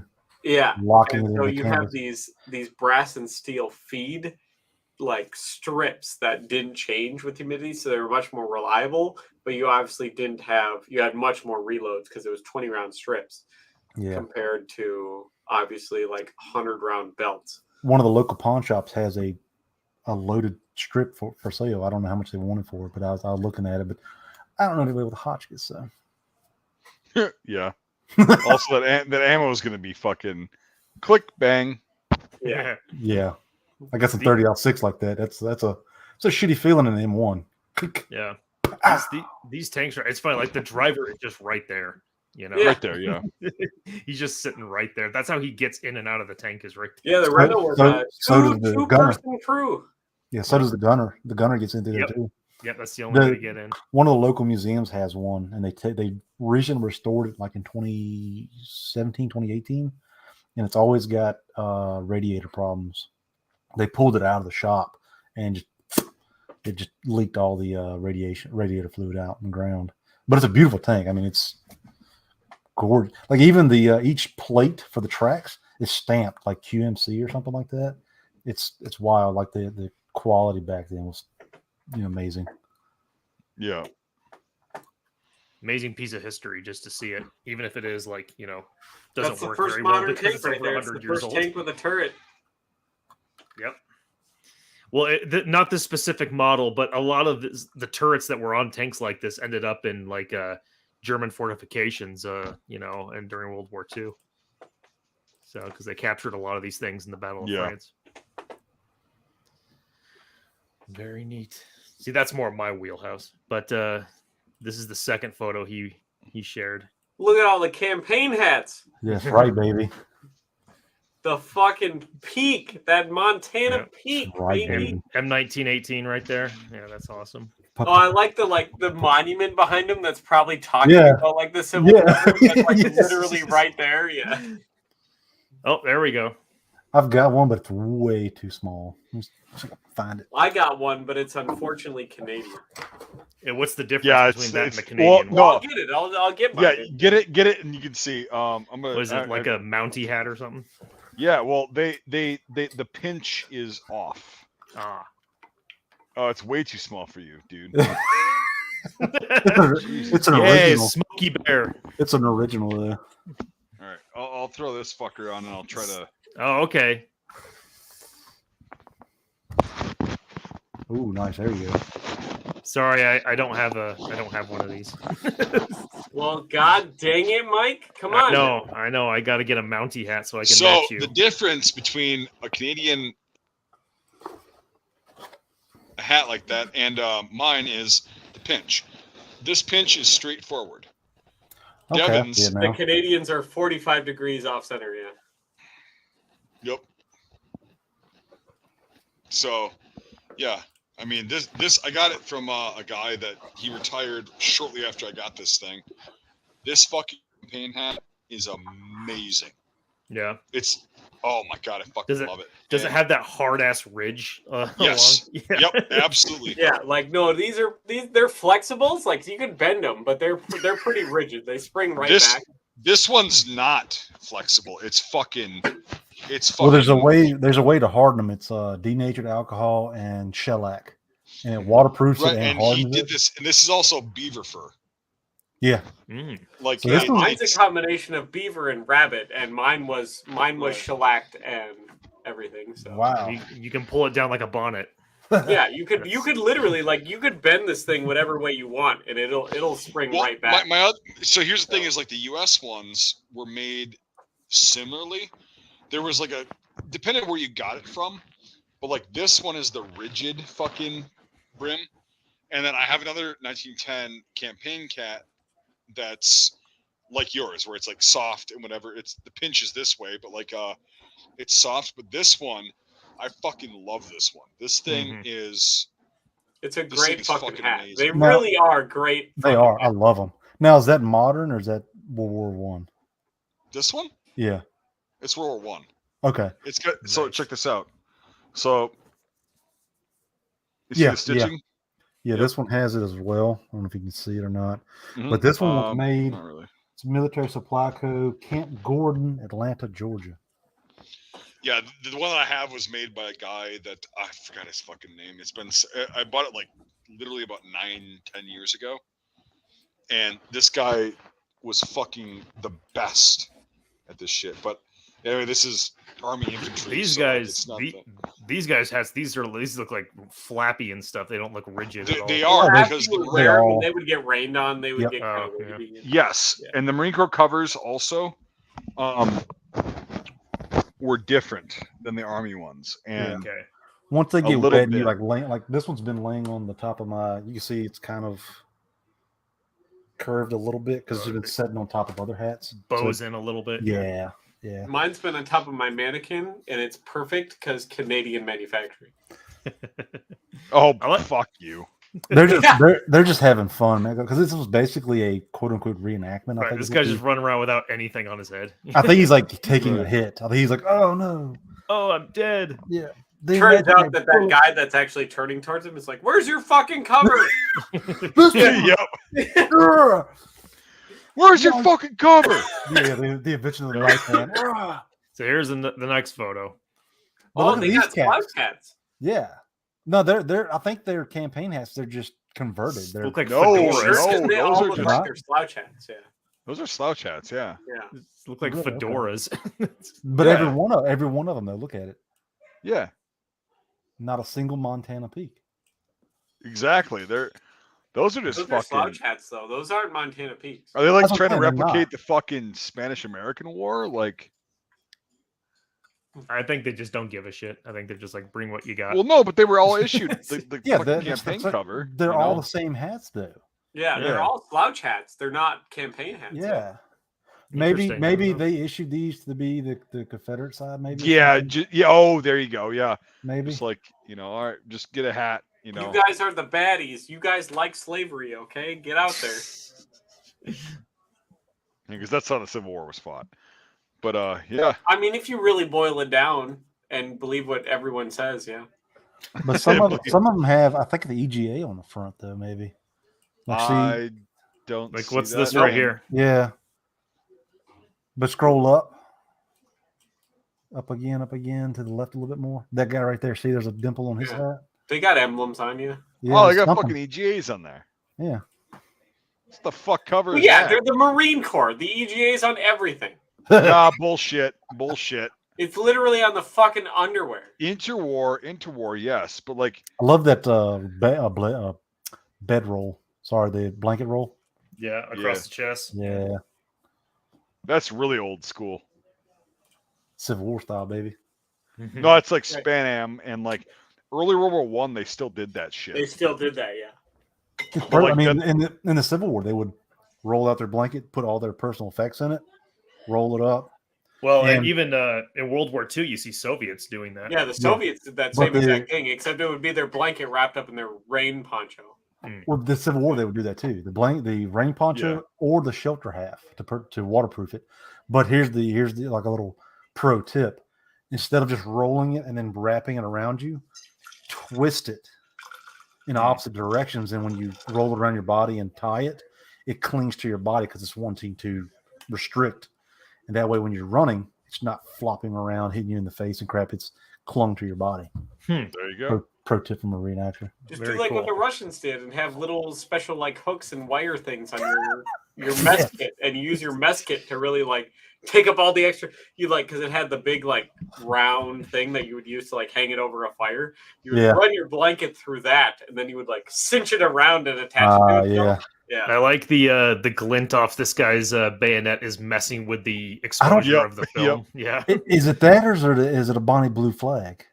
I don't think it's a flag. No, I think it could be a guy in the background of the flag. No, I think those are guys. I think that's a glint that's the perfect angle. It's the perfect. Well, it's definitely guys, but like, I don't know. Yeah, but I think like based on the blur level compared to like the. Oh no, you're right, Trey. Yeah. Oh, okay. That's a flag. Because he's running at a 45 with it. But I mean, only thing I can think of is a Bonnie Blue, which is a blue with a white star in the middle. But no, you're right. You're right. Actually, like, I think you're right. See what I just uncovered from what I thought was something else? Look at me, being Canadian, knowing about the Americans. In the infamous words of Owen Wilson. Wow. Wow. Oh, man. So, dad joke of the day. What is Owen Wilson's favorite Post Malone song? What? Wow. Beautiful. Let's Party move on. Fucking horror. Let's go back to the actual war. You're dead to me. This is an interesting photo. Oh yeah, he's got the VB sitting on his 1903. Grenade launcher. Yep. Does anybody reproduce those at all? Yes. Okay. A good buddy of mine does. He does few batches every few years. I don't do World War One, but I've never seen anybody like, here's my impression, because everybody. Yeah, no, it's me. I'm talking to one of the guys that was at the when we were at the film shoot. One of the guys who was portraying a Marine there, and he was trying to do World War One Marine, and he asked me.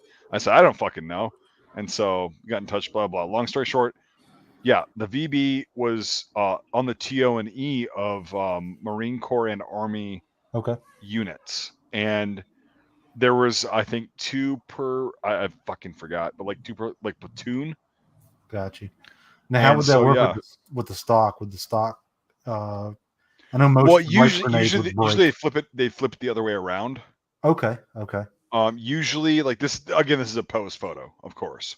Yeah. But like usually they'd flip it the other way around, and then you'd adjust with the grenade, and then live rounds, of course, for a VB, and then you would fucking You know that?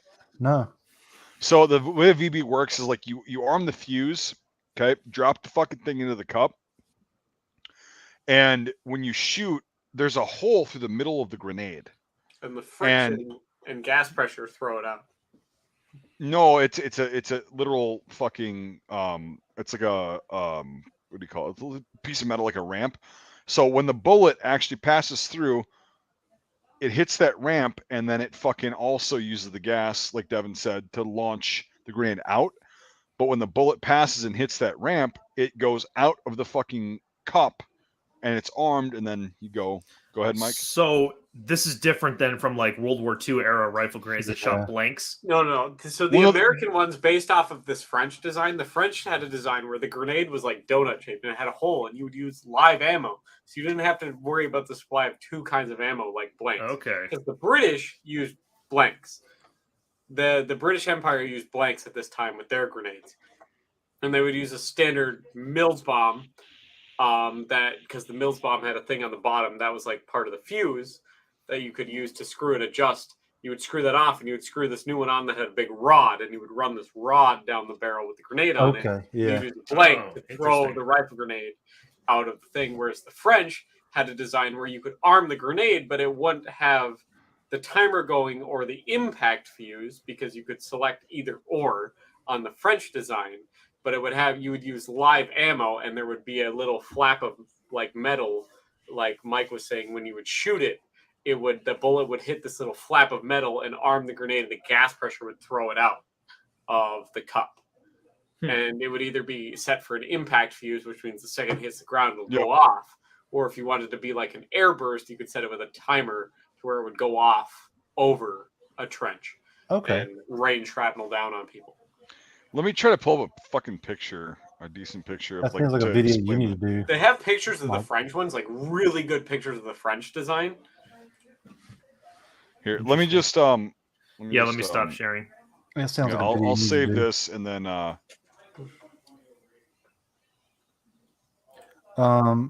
Michael in the chat, the M1 grenade adapters of 1903. It doesn't, I think Ravenna Arms makes them.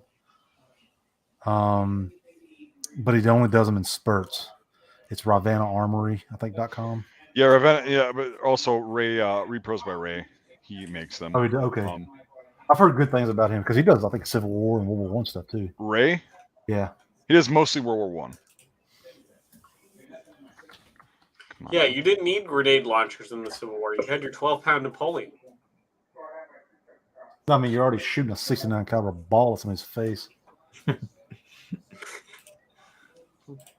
I've got a video on my YouTube of me firing a 69 rifled, and it sounds like throwing a Nerf football through the air at like 300 yards.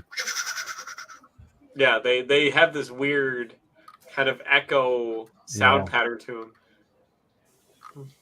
Like if a company opened up, I'd be like, no, I'm going home for the day. No. Yeah, I don't want to be here. Fuck this. Wonder what a whole barrage of those would sound like.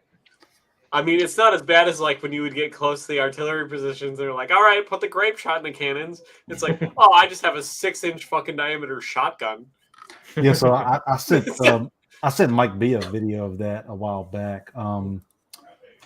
There's somebody did it. They were doing like archaeological video, and they had like machines out there to like pinpoint where the balls had stopped and whatnot. And it's a 12-pound Napoleon, and when it goes off, you can hear the gun ring. But you could watch. Yeah, the bronze would have a resonance from the gun going off. Yeah, you can see them like skipping through the this plowed field, like the kicking up dust. You're like, no, it's not. Fuck that. I don't need a bowling ball moving towards me at the speed of sound. No. It's not a bowling ball. It's fucking canister shot. It's grape shot. Yeah, canister shot. Grape shot. Fuck that. It's about so the grape shot for a 12-pound is about an inch and a half, and it's about like 30 of them in a can. And then they, I think at one point in the video they do double canister, so it's two of these cannons. It's just fucking. Just skipping through the woods, knocking trees down. You're knocking over like 50 guys in one fucking shot. More and then there's always a line of cannons. Yep. Well, and it's like, so if there was a line of these, you can, if you actually sight the things correctly, you can knock over fucking 100 dudes and create a fucking hole in the line completely. Not just like a couple of people are hit. It's like, no, everybody's fucked at that point. God, the aftermath of that, like the wounds sustained from that, just must have been brutal. From something like that. You're done. No, it's not that bad. The doctors had hacksaws. What's that, Devin? It's not that bad. The doctors had hacksaws. They're fine. Dude, like it's just fucking like just lead just tumbling through. Just I mean, oh no, they're not lead. They're I could cut your leg off steel. No, they're steel. Okay. They're cast iron. It's basically your mince meat. Yeah, they're cast iron. Great. Okay, so even worse. Yeah, you're fucked. Like it's if you, I mean, obviously you can't do it without real people, but like they put targets out, right? At like, what was it, like 800 yards or something like that, Trey? Like it was something like it was a different video than the one you showed me, but like they did put targets out like 800 or 500 or something like that yards, and they shot canister shot with a full fucking black powder charge and everything. It's like $50 a shot, and they realized, they're like, dude, if a line got hit with this, they're all fucked. I posted it in the private chat if y'all want. Yeah, it was yeah. So check it out. Yeah, you just see the dirt that gets kicked up by that. It's just like skipping right across the ground. Devin and Mike, Trey just posted in the private StreamYard chat. You should go check that out. It's fucking. I just watched it. No, so for people in the chat, if you go to YouTube, it's canister shot from Civil War Cannon.wmv. It's you type in Civil War Cannon canister, it'll be the first video that pops up. It's 11 years old, ironically, but they're doing it for some kind fucking nuts. Oh yeah, it gives you a more idea of like how, for lack of better terms, how fucked up it was. Like movies and whatnot just do not. They never get it. They never get it. It's like, yep. I was just saying, like, I just watching the video, and it's like you just see that the dirt that gets kicked up, as it just tears across the. And that shit bounces too. It's like even if it hits in front of you, it's bouncing up, and it's gonna hit you, and it's gonna fuck you up. Mm-hmm. You're done. At one point during the video, they put a wall of cardboard up, and they just go down the line counting the holes and stuff. You're like, I mean, like I said, they're about this big. I mean, it's 1.5 inch fucking cast iron ball, gonna fuck you up. Yep, or anything. I mean, horses, other artillery. I mean, anything. You shouldn't be within that close of each other to shoot other artillery. But yeah, it's double canister, and then obviously double canister is like, we're fucked up. We're too close. Has anybody ever tried triple canister? That would probably blow the gun. Yeah. Double canister is like max. Yeah, infantry's way too goddamn close, and we need to dump the load and get the fuck out of here. And that's what that was designed for. Is you've got two double canister is like, we're fucking leaving this thing here. Yes. Like, get it off. Try to damage it so they can't use it and leave. Yeah, you put it doesn't really disable it, but you put two canisters in, dump the load, hook her up, and get out of there. But that's what I mean. Like, they would shoot the double canister, and then you'd like put the like spike cleaner in the fucking touch hole, break it off, and leave. Well, no, you don't break it off. What you do is you put the pick. So, little artillery lesson. So when you put a charge in a cannon, you put the bag of powder down, put the shot in. You got to ram both of them separately. Prick the bag, so you have a prick. Yeah, you have an open exposed powder. Exactly. Then you would put the primer in, and the primer is basically a brass tube about the size of a pin, and it's got like a wire hook on it, like a matchbook. So when you pull that wire out, it ignites that tube of powder. Cool thing is it shoots the brass piece out and shoots the fire down into the powder bag, igniting the gun. But to spike the gun, what you do is you take that cleaner, shove it down into the hole without anything in it. Then you take the ramrod and ram it and bend the primer right over inside the gun. So it's kind of a two-piece. One, when you bend the primer back, you can't get the ramrod out because it's bent and locked in there. So you can get it out, you can fix it, but it takes an armorer to fix it, because you've got to like cut that wire off, and like it's a nightmare. So I mean, you can't like, all right, let's turn the gun and fire it again. You can't just turn it around and shoot, but like it was a process. Yeah. And also, that's just canister shot. Like the shrapnel rounds that they had that would explode over infantry do the same thing, except it's like right over you, and you get all the velocity right there. And it's like, Jesus Christ, man. Like it's, I mean, because iron shot, like the fucking just standard cannonball, A lot of fortification use. Yeah, you can use it against infantry and all that shit, and fortifications and cavalry and shit like that. But when you get canister shot, oh my god, that changes everything. You know? Yeah. Everybody wants like a 4-inch diameter shotgun. Okay, come on. Yeah. Kilo's asking if we're going to do, or not Kilo. Aurora just wants to know if we're doing any World War II photos today. Yeah, let's do it, Mike. Yeah, 1 second. Sorry. Whip it out, man. Yes, I want to analyze the Atlantic Wall. That's what I got, dude. That's my thing. D-Day photos. D-Day photos. Nothing else. I got them, dude. Nothing else. No. I care about the Norwegian part of the Atlantic Wall. The rest of it was useless. The big fortress. The ones where they're like, bunkers. You know what? Let's just put the biggest cannon we can make in this bunker. That's funny because I was talking to Brian about that. I was just like, the farther north you go with the Atlantic Wall, the bigger it gets. He's like, really? I was gonna say the bigger and shittier it gets, which is why they didn't attack there. Right, and then it's just like, that's because they started up there, and then it gets like less and less as they go down. All right, yeah. If you want to just do, I got all the Omaha photos you want. So I was just joking. We do one that we've done before, but not with. I don't think with Devin and Trey on here. Yeah, and nobody cares about Omaha Beach. Nothing happened there.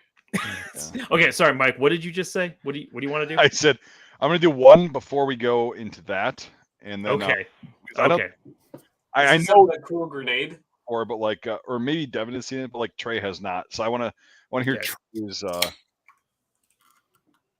Oh, I took that photo. Look at that! Look at all those Dutch people. The Denmarkish. 1917. That's all Lend-Lease. Well, what is that in the top right?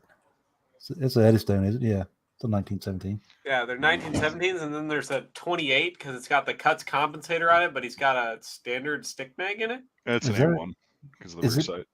But does it have a? No, it's not an M1 because it's got the cuts compensator. I said it's an A1. It's a 1928 A1. Yeah. A1 M1. Oh. Okay.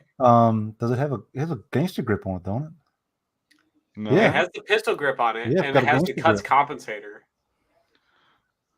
Which means it's one of the older Thompsons rather than being direct bullback. It has the Blish lock system in it. What the fuck? Hold on. God damn fucking. It's time to burn this place to the ground. There we go. All right. Now, what's that guy in the rear got? Is that a mortar? No, seriously, the guy with the. Okay, sorry. I thought you meant with the 1917. No. Left. Okay, yeah, with the guy with the bush trim, the bush on his helmet. Yeah, looks like he's got a tube. Looks like he's got a tube. Blending in, okay. Right on his, or something. I don't know what that is. What about this dude right here? Yeah, I was about to say. Hanging out. He's just happy to be there. Doesn't he have a jacket on, just an undershirt? A cunt cap, yeah. Yeah. Well, they're all wearing British uniforms with British gas masks. They got Dutch helmets on, American guns. It's just a cluster. One guy has the cocoa leaves on his fucking helmet. He's blending in, okay? He's a potted plant. But yeah, it's funny that they all have the crest still on their fucking helmets because, but yeah, it's they're definitely Dutch troops, like free Dutch guys that were training with the Brits, like the Free French, the ones the Free that Poles. got evacuated to the UK. Yeah. Mm-hmm. And so it's a really cool picture because it's like not something you see every day. They're wearing their Dutch helmets. That's kind of a fucking hodgepodge, and it's cool to see. Oh yeah, it's fucking amazing. They're wearing British battle dress with British rank, American weapons, Dutch British helmets, equipment, yeah, Dutch helmets, American guns. Yeah, so he almost has that Chris Costa C clamp on the Thompson. Oh, okay. This guy actually brings up a good point. It's 1921-28. Yeah, the Thompson. Yeah. No, okay. So it's a really updated fucking 1921 Thompson. Yeah, it has the cuts compensator and it has the front foregrip and everything. Yeah. So that's the one that fires faster, correct? I don't know. The fire rate's a little higher because it has a locking mechanism and it's not as heavy. It doesn't have to wait for the fact that like the M1A1 Thompson had a slower fire rate because it just the only thing holding the gun together was a spring and the weight of the bolt. So it took so much longer for the bolt to come forward because it was just the mass that kept the gun together when the round went off.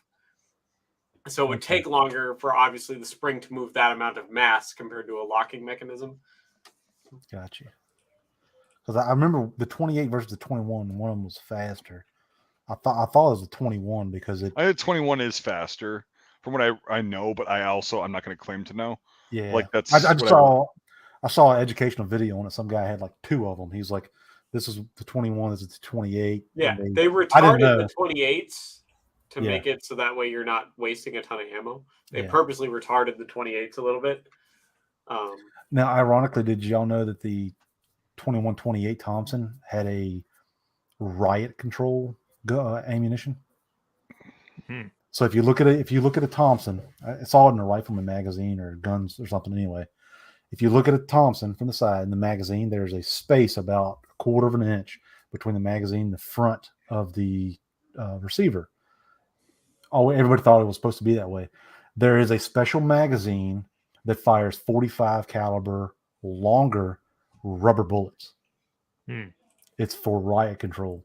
The magazine is super rare. My county actually has a few of those. I kind of want to look now. But yeah, it's the magazine is longer to accommodate the rubber bullet and in the 45 caliber.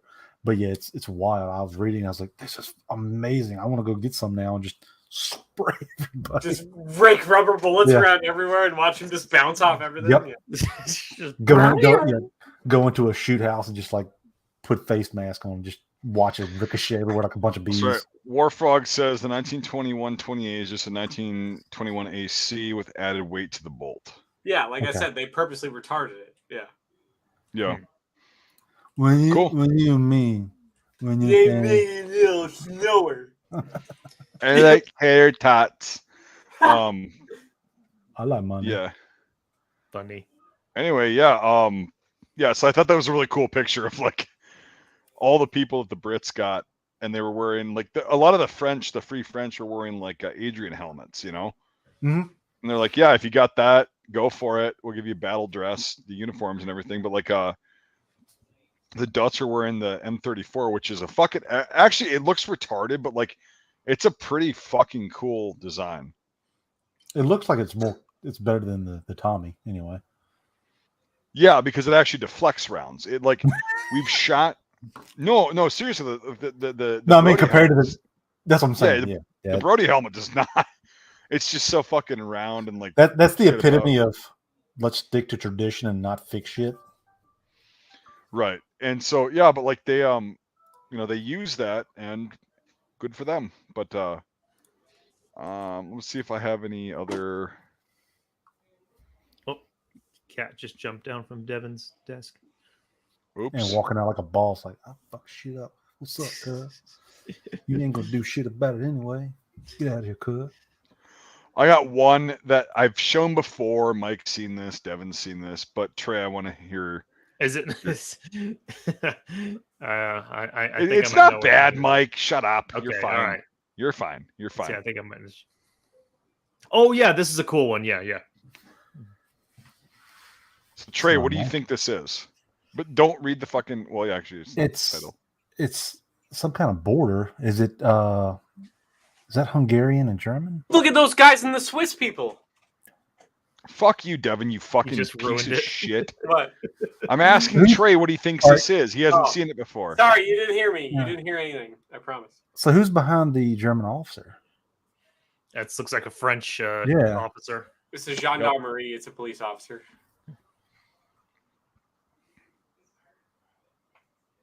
With a Shell gas station right there.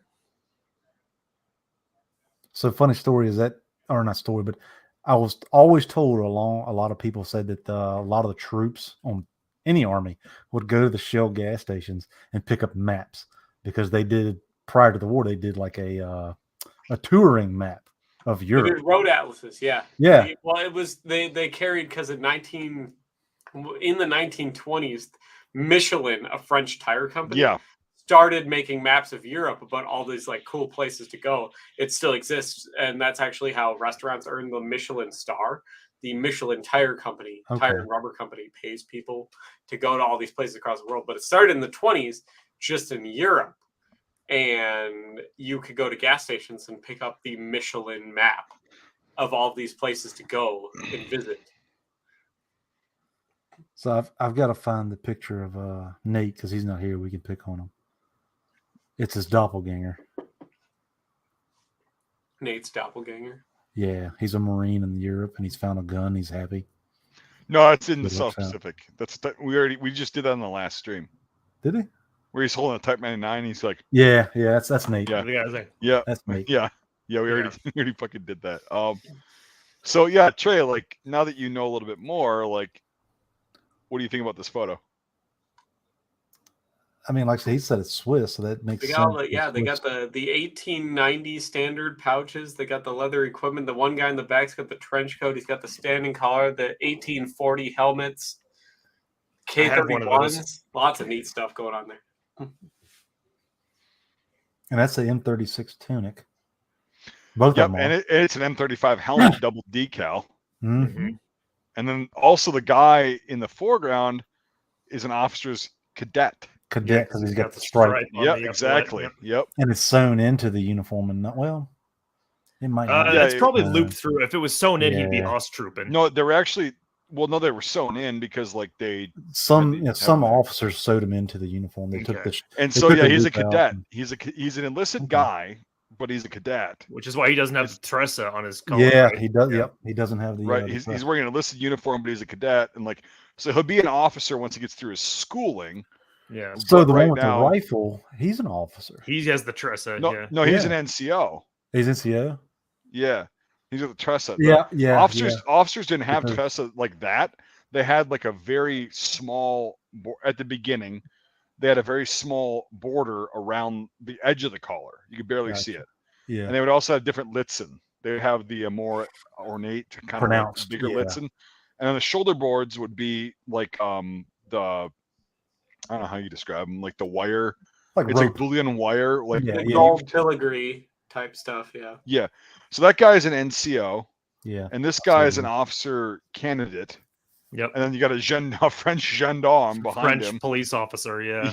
And then you've got the fucking Swiss sitting there like, yeah, hey, we speak the same language, kind of. A lot of you little better not cross the border, I swear to God. What's up, Mike? No, it looks like they're having a good time. I just had a lot of little eggs in this, Easter eggs and shit. Yeah, so it's a very good photo. It's a fucking rare picture. Yeah, it's very rare to see a mustache too. It makes you kind of wonder about how much gold teeth the Swiss were willing to buy. Well, as long as it was melted in bars before they got it, they didn't give a flying fuck. That's fair, because I actually have a Swiss $20 gold piece from 1946. And the 1945 ones to the 1951 ones were made almost exclusively with Nazi gold used to buy weapons. And like it was all jewelry and like gold fillings and stuff taken from Jews that the Swiss money is like made out of. And the other 5 million people that they persecuted, just throwing that out there. Yeah, exactly. But like either way, it's all like taken really gold. 6 million? Yeah, something like that. But like it's all made with German gold. Like so there's like 7 years where all the Swiss exactly they just collected it with German gold on the A-frame. You can see the Swiss flag too. Yeah, the house back there. Yep. Or the building or whatever. There you go. Yeah. Yep. Good catch. I actually didn't see that.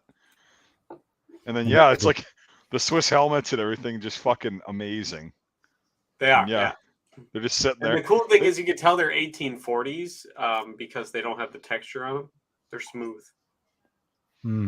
Right. Yeah, and they're gray as well. Yes. Yep.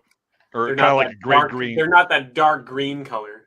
Dark black. Well, they painted black. They did paint them over black, yeah. But like, they also made gray ones, but like they're smooth, so they're shiny, which means they look brighter than they probably actually. And they also don't stop jack fucking shit as far as they don't weapons. So. And the NCO, the NCO has his whistle too, the cord. Yeah, it coming out of his breast pocket. Yeah. Yep. It's the NCO and also Trey, to what you said earlier, the mustaches were actually more common than you would think. Pre-war they were, but I think during the war, very common. Well, about 42, mustaches were pretty common. Really, you don't see them. Well, even you see them throughout though. Like you see them, you not like that throughout, but till like, about 42, they were very. But I mean, it's not the norm, is what I'm saying. Like they were there, but I'm saying they still weren't the norm. Well, it was. I mean, I would say at a platoon or company level, you'd see at least one or two. Yeah. And so that's why I would say it would be fairly common. Not like his particular mustache is like the Charlie Chaplin Hitler mustache. No, I think it's kind of like yours, the one you showed. It's like it doesn't grow on the edges, but in the middle it does. Not fucking with you. Just saying. It's kind of like it's kind of no. His grows the opposite. Yeah, it grows in the middle. It doesn't grow on the edges. It's like what Bart grew for Reveille. Yep. Yeah, but that's a lot of a lot of Ostruppen and like Eastern European troops that were like in the Wehrmacht. Yeah, they would have that, and so it's Bart's stash was fucking because they had regulations. You could have a mustache, of course, but a lot of guys didn't do it. But like it was actually quite. If you look at a lot of pictures, it's quite common to see mustaches. His mustache with his extend past the edges of your lips.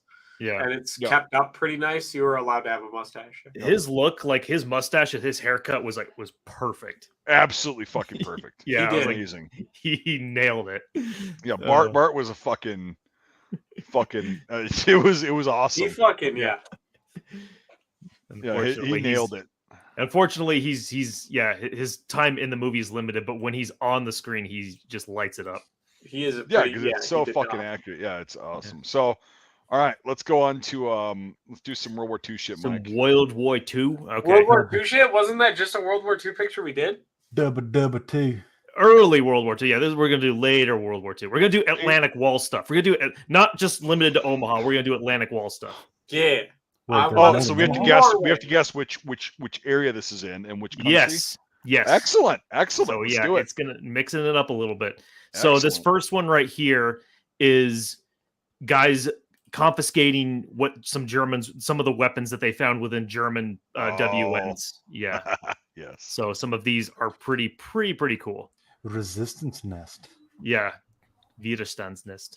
They got a Hotchkiss 1914. No, that's a on the top. No, on the table. Yeah, on the top. I was just gonna say, Mike. Thanks. Yeah, a Papa shot. Yeah, that's a Schwarzlose down here. Yeah, an Austrian Schwarzlose, 1908. Yeah. And then the PPSH 41. Yeah, the Papa shot right here. Yeah. There's an MG34 in the background, on the ground. Yeah, well, that's a 42 right there. Is it a 42? That's a 42. 42. Yeah. Yep. Yeah, it is. It sure is. Yeah, I can see the top. Yeah, but there's a bunch of stocks. And there's stocks back there. There's probably a lot more. Yeah, that 42 because you see the top of the 42, and then there's the top latch on the 42. Mm-hmm. But what is that? The stocks to the left, the ones you just pointed out. These are here. No, to the left. Yeah, that one. We don't know. That couldn't be a. Kind of almost looks like the stock of a STG 44, but I doubt it. No. That's a 34 or a 42. I just don't know. You never see STGs in Norman, like in along the Atlantic Wall. What Call of Duty said it was. I was going to say, yeah, like in Call of Duty you do, but not in the actual Atlantic Wall. This is the kind of shit that you see. These old, captured weapons and such. Yeah, from the various countries they went through. Stuff like that. There's no marijuana camo or gold plating or diamonds. So this area, this is off Utah Beach, right here. So this would have been some stuff that would have been off Utah Beach. That's not true. Utah's landlocked. Uda Beach. What the fuck? Anyone know what that is? That's a 1917, not a 1981. That's a 17. Sort of.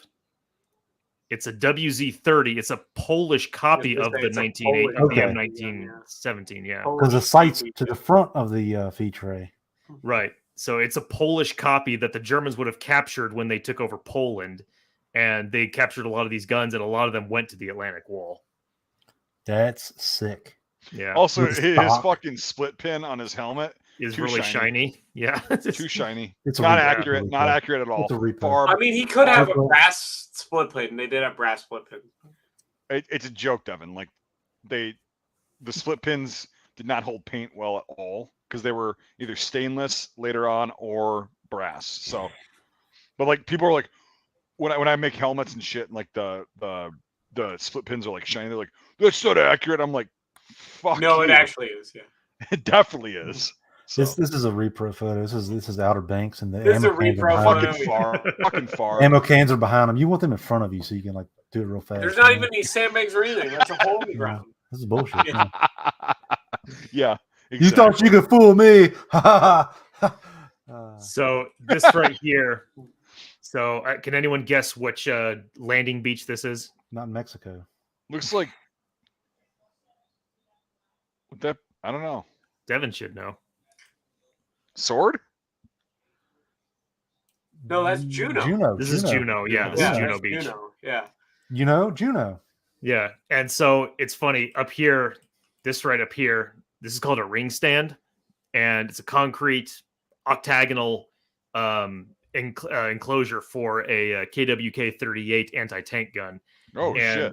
Yeah, but as you can see, instead, there's a WZ-30 up in here. At some point, they took the gun out and just repurposed this position instead of into like an MG nest. Yeah. Into an MG nest, which is why it has this it's an enfilading fire, and it has this like ad hoc kind of lid on that it. casemate cool, on top of it. Yeah. Yeah. Here is a closer version of that same one. That's cool though. And you can see all the Canadians there. Look at them.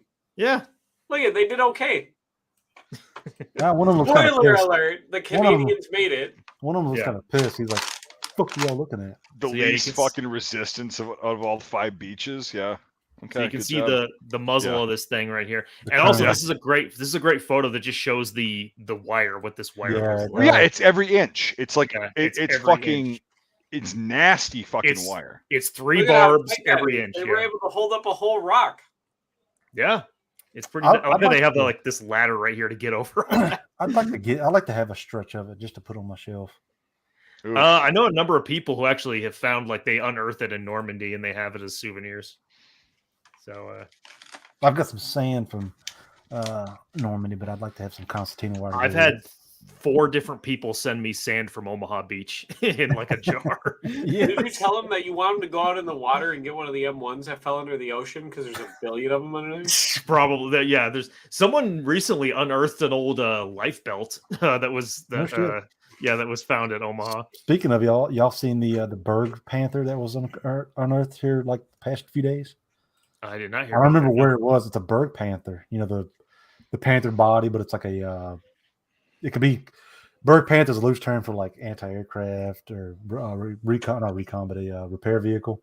And then apparently it was like in a convoy that was bombed because apparently a few yards away they found remnants of a half track as well, and they're still going down the line picking the shit out of the river. Well, I mean, the Russians keep finding whole tanks and fucking creeks and shit like that. So, oh, Panzer of the Lake, show me your wisdom. Yep. All right, so let's go to my my wheelhouse. We'll go to your Omaha. Archive of thousands of photos of the. Dude, I got so many, dude. This would take we could do a series of videos on these. But I want to see Norway. I'm not too into the Norway thing, dude. You should make that your thing. Norwegian.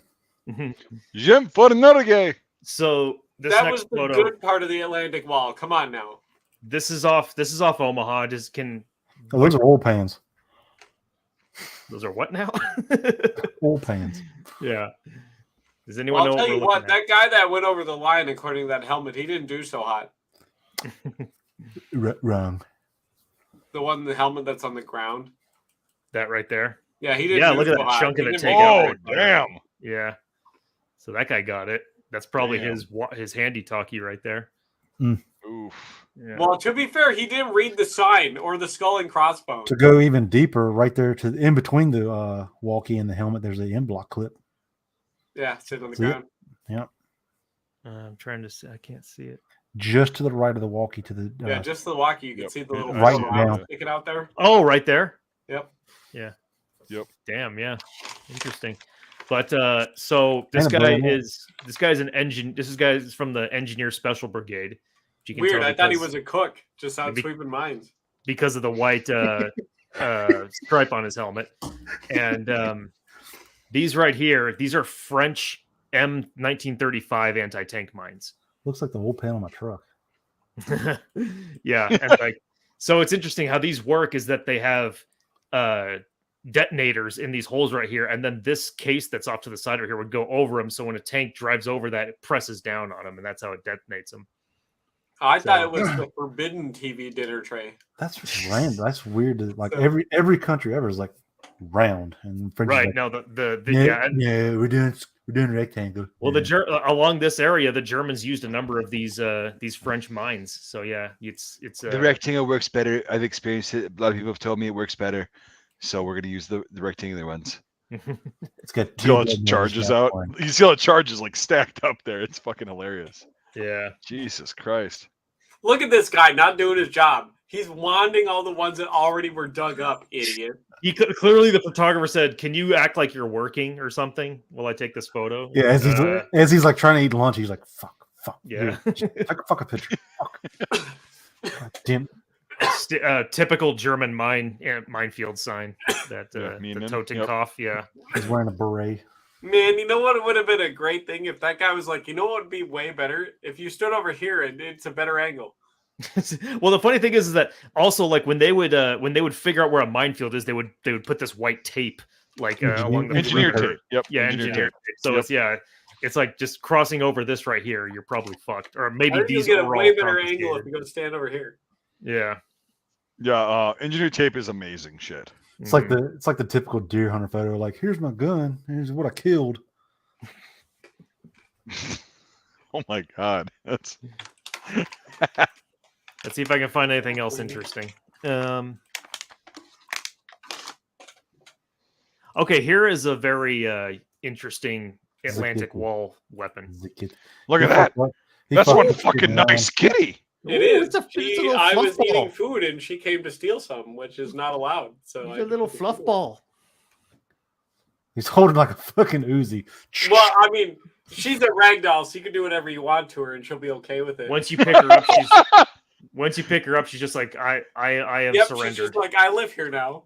But she's really nice. Over her shoulder.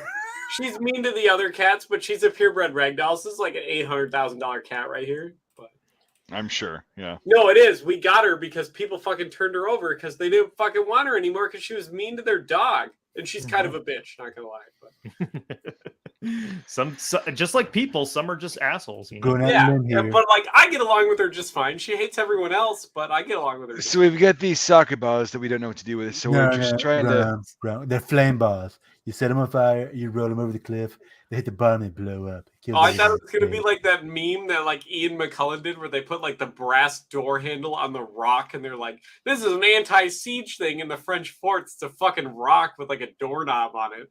And you're like, you're supposed to huck this over the edge of the wall when they get close. Oh my God. Is that a real thing that happened? No, it's a real thing. It was a legitimate French weapon where they literally like took rocks of a uniform kind of weight and would like attach handles to them so you could throw them slightly further. Wow.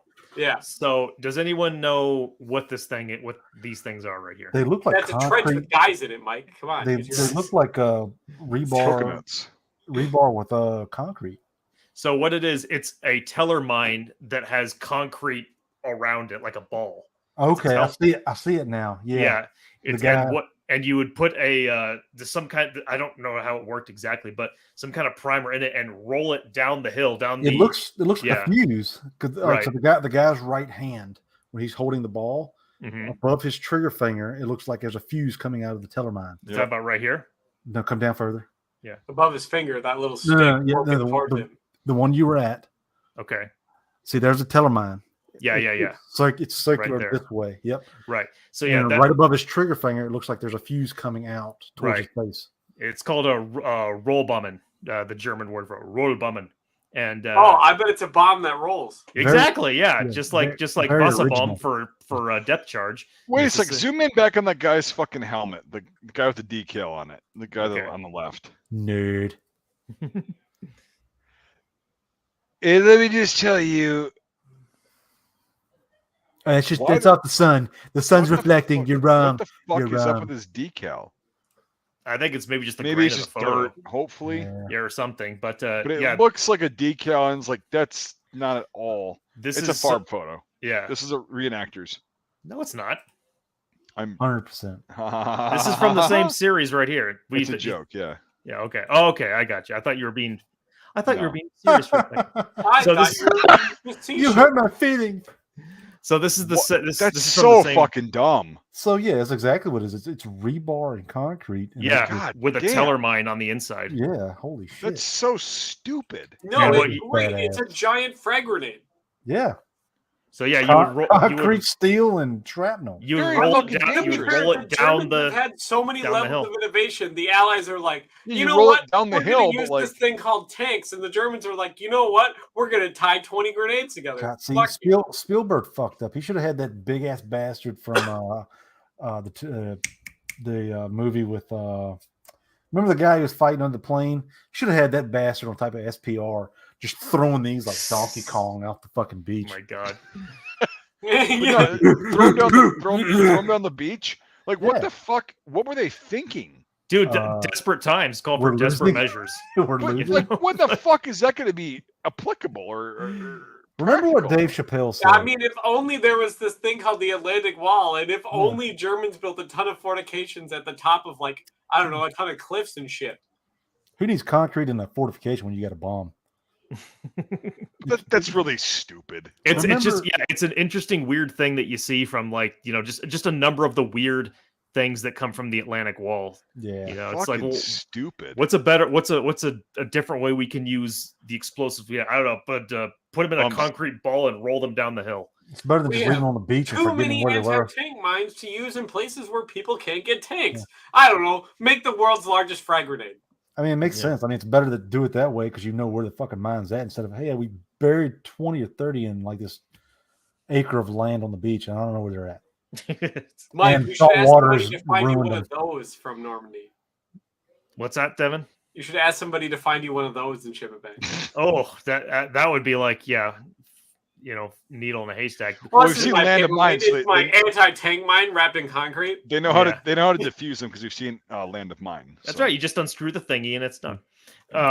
But this photo also shows a good representation of how these trenches along these like plateaus would have looked. They're very thin. They don't have a lot. They don't have a lot of wood in them or anything. Yeah, it's like it's not like those big ass, wood-lined ones that you see in movies and video games. Did they put that one at the middle bottom of the trench just so people would trip over it? I think it's just for the photo. That's just for people to see it. Or maybe they're like pulling it out and he's just rolling them down to these two guys and they're picking them up. And maybe so. Yeah, maybe. I don't know. It's a very rare.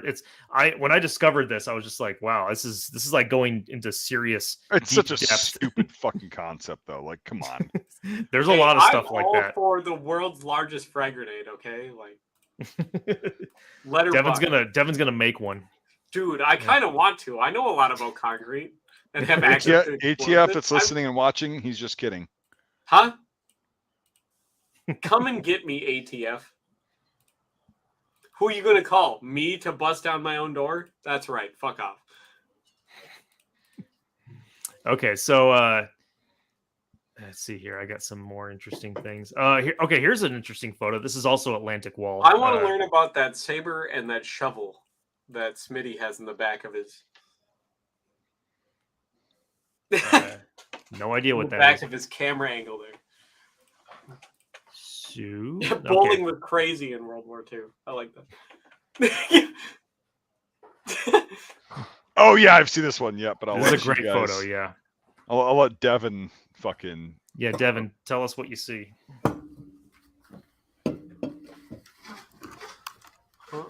I've never seen that armband and patch before. Looks almost metal with an F and then like a diamond. It looks like a gorget you would wear around like your neck. It's not a Lewis gun. No, it's not a Lewis gun. No, it's not. A Lewis gun because the magazine's on the side. Yeah. It's a French Mac 31. Okay. Yeah, and a lot of those were used along the Maginot Line in fortifications, and so once the Germans took over France, they took a lot of stuff out of the Maginot Line and put it along the Atlantic Wall. Stuff like lots of Mac 31 machine guns. What I like about this is that because they were fortification guns and they would make these just bizarre improvised like infantry bipods and stuff. It's just like a welded monopod. Yeah, like, nailed to a wooden post. Yeah. And look how choppy this spider website is. Like it's just like bent metal, you know. Well, now was that You're for more the gun or or something less made? just guiding the bullets into the plane anyway. What'd you say, Smitty?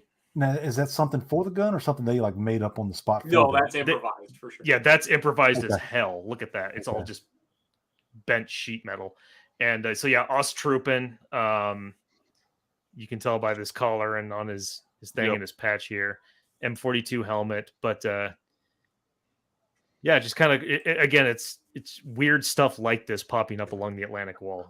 Does anybody know about the insignia on the left arm?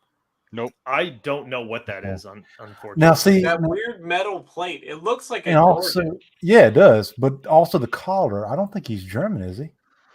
No, it's Osttruppen. He's Osttruppen. Okay, all right, yeah. all right. Yep. You can see by the epaulette, the little stripe that's placed further up than the cadets, because the cadets would be more towards the edge. Also, red piping, and then the crossed insignia on the collar. Yep. So this guy's not like the fucking best fighting force. No, he's just doing what he can. People that are like 50% reliable fighting force. Yeah, exactly. But it's weird that vent hole on that fucking M42 looks like an M35, but it's an M42 helmet. It's pretty big for M42. Yeah, it's very poignant. It's very very weird. But it's an M42 helmet for sure. But like definitely. That's a fucking great one. I love that photo. It's not Cossack collar tab. It's an Osttruppen collar tab. Somebody in the comments just said he's got a Cossack collar tab. No, Cossacks were they still are a very specific brand of warrior, and they would also wear a different kind of hat and insignia. Yeah. So this photo weird. So this photo, unfortunately, it's not very clear, but this photo is around Etretat in Normandy. That's old ship. Oh, nice DP. The AZ. Yep, R98 AZ. AZ, yep. That's an actual DP28. DP28. Yep. It's not a DPM. It's not a DP27, ain't it? Nope, that's 28. The 28 has the pistol grip. I thought the DP27 had the. Nope, the rifle. DPM has the pistol grip, and the DP28 does not. It has a rifled stock. So what's the DP27? It's not. The DPM is the one that's belt fed, right? The one they. No, it's not. No, the DPM is just an improved version of the DP28. But like, Trey, can you Google what a difference between a 27 and a 28 is? But it also now you've got me asking. I think he's right. It's the grips, but I'm confused on which one. No, it is the grip. The DPM has the pistol grip and the weird stock. This is a DP28 stock, but it could be a 20. I don't know what the fuck. He's got me questioning myself. Fucking Christ! I hate fucking nerd conversations. This is where it always gets us. It always gets us here. The DP28 has the rifle stock. The 27 has the pistol grip. So that's a 28 because it doesn't have the pistol grip. The 27 has the pistol grip. The 28 has a rifle stock. All right, so there's no real difference. It says it's just it started production in 27, or it was accepted in 27, started production in 28. There's no real difference, is what it says here. But this is the asshole of the internet, Reddit. One of them, yeah. So yeah, I was on the. I don't know shit about Russian shit. I don't really care, but. I was always under the assumption that the DP27 was the rifle grip, the DP28 was the pistol grip. But, no, the DPM, the one that came out after this, is the pistol grip. Yeah, so it's a DP28. And so he's also got an AZ, a K98 AZ. You see the AZ a lot on the Atlantic Wall. So according to this other source, in Russia, kind of like the PPSH, in Russia it's the DP27, but Western sources refer to it as a DP28. Oh, okay. Yeah. No shit. I also like his little sad Charlie Brown Christmas tree he's got by his little. Everything I touch gets ruined. It's a menorah. Let's be honest. That's camouflage, baby. It's camouflage. It's a menorah. Yeah. But and what is this bag on his hip? I don't know what that is. It's probably just some kind of like generic fucking like French bread bag or some generic shit. Fucking bread bag satchel type thing. Yeah. Because the French had like they didn't really have. So Mike's off the stream apparently, but Bye, Mike. Oh, yeah, because the French didn't really like believe in having pouches for shit. It was just hang more bags off of you. So. Yeah, well, That's been a thing for like a long time. The French are just like hang more fucking bags off of shit. They've gotten better at it. But... I don't know what happened there. That was weird. It was like you were gone, but like your fucking my picture screen was still is still there. Yeah, I heard just from my computer say like boop boop boop like the. I mean, but no, it's definitely a menorah he's got in front of him. Just for like ATF designed those iPhone pouches for your M1 belt. You know. Here, let's go to another pouches for my M1 belt. I kind of want like 6 of those. You haven't seen that? Yeah, there was like. They weren't doing it as a shit posting, but they were like people asked for medic pouches that looked like, or an iPhone pouch that looked like a medic pouch, and I was like, please don't, please. They did it. They made them. So this is another very interesting photo. I've seen this one before. Yeah. Go ahead. You guys analyze this. What's that, Devin? They had machete, and he's a Kriegsmarine. Yep, Kriegsmarine. AZ. Is that a camera on his belt, like hanging off of his belt? Like right there? Yeah. It's binoculars. Oh, yeah. That's a fucking Churchill. That tank's a Churchill. Yep. This is Dieppe. This is the aftermath of Dieppe. And that's a Canadian Canadian machete. Well, yeah. What a Chad.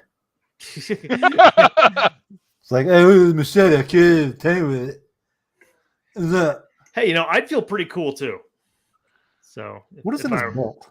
Is that you don't get to see too many German Marines, so I mean, yes, yeah, that's what it looks like.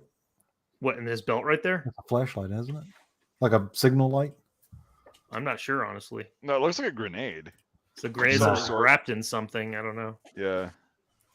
It's probably some weird convoluted flare launcher or some other piece of garbage.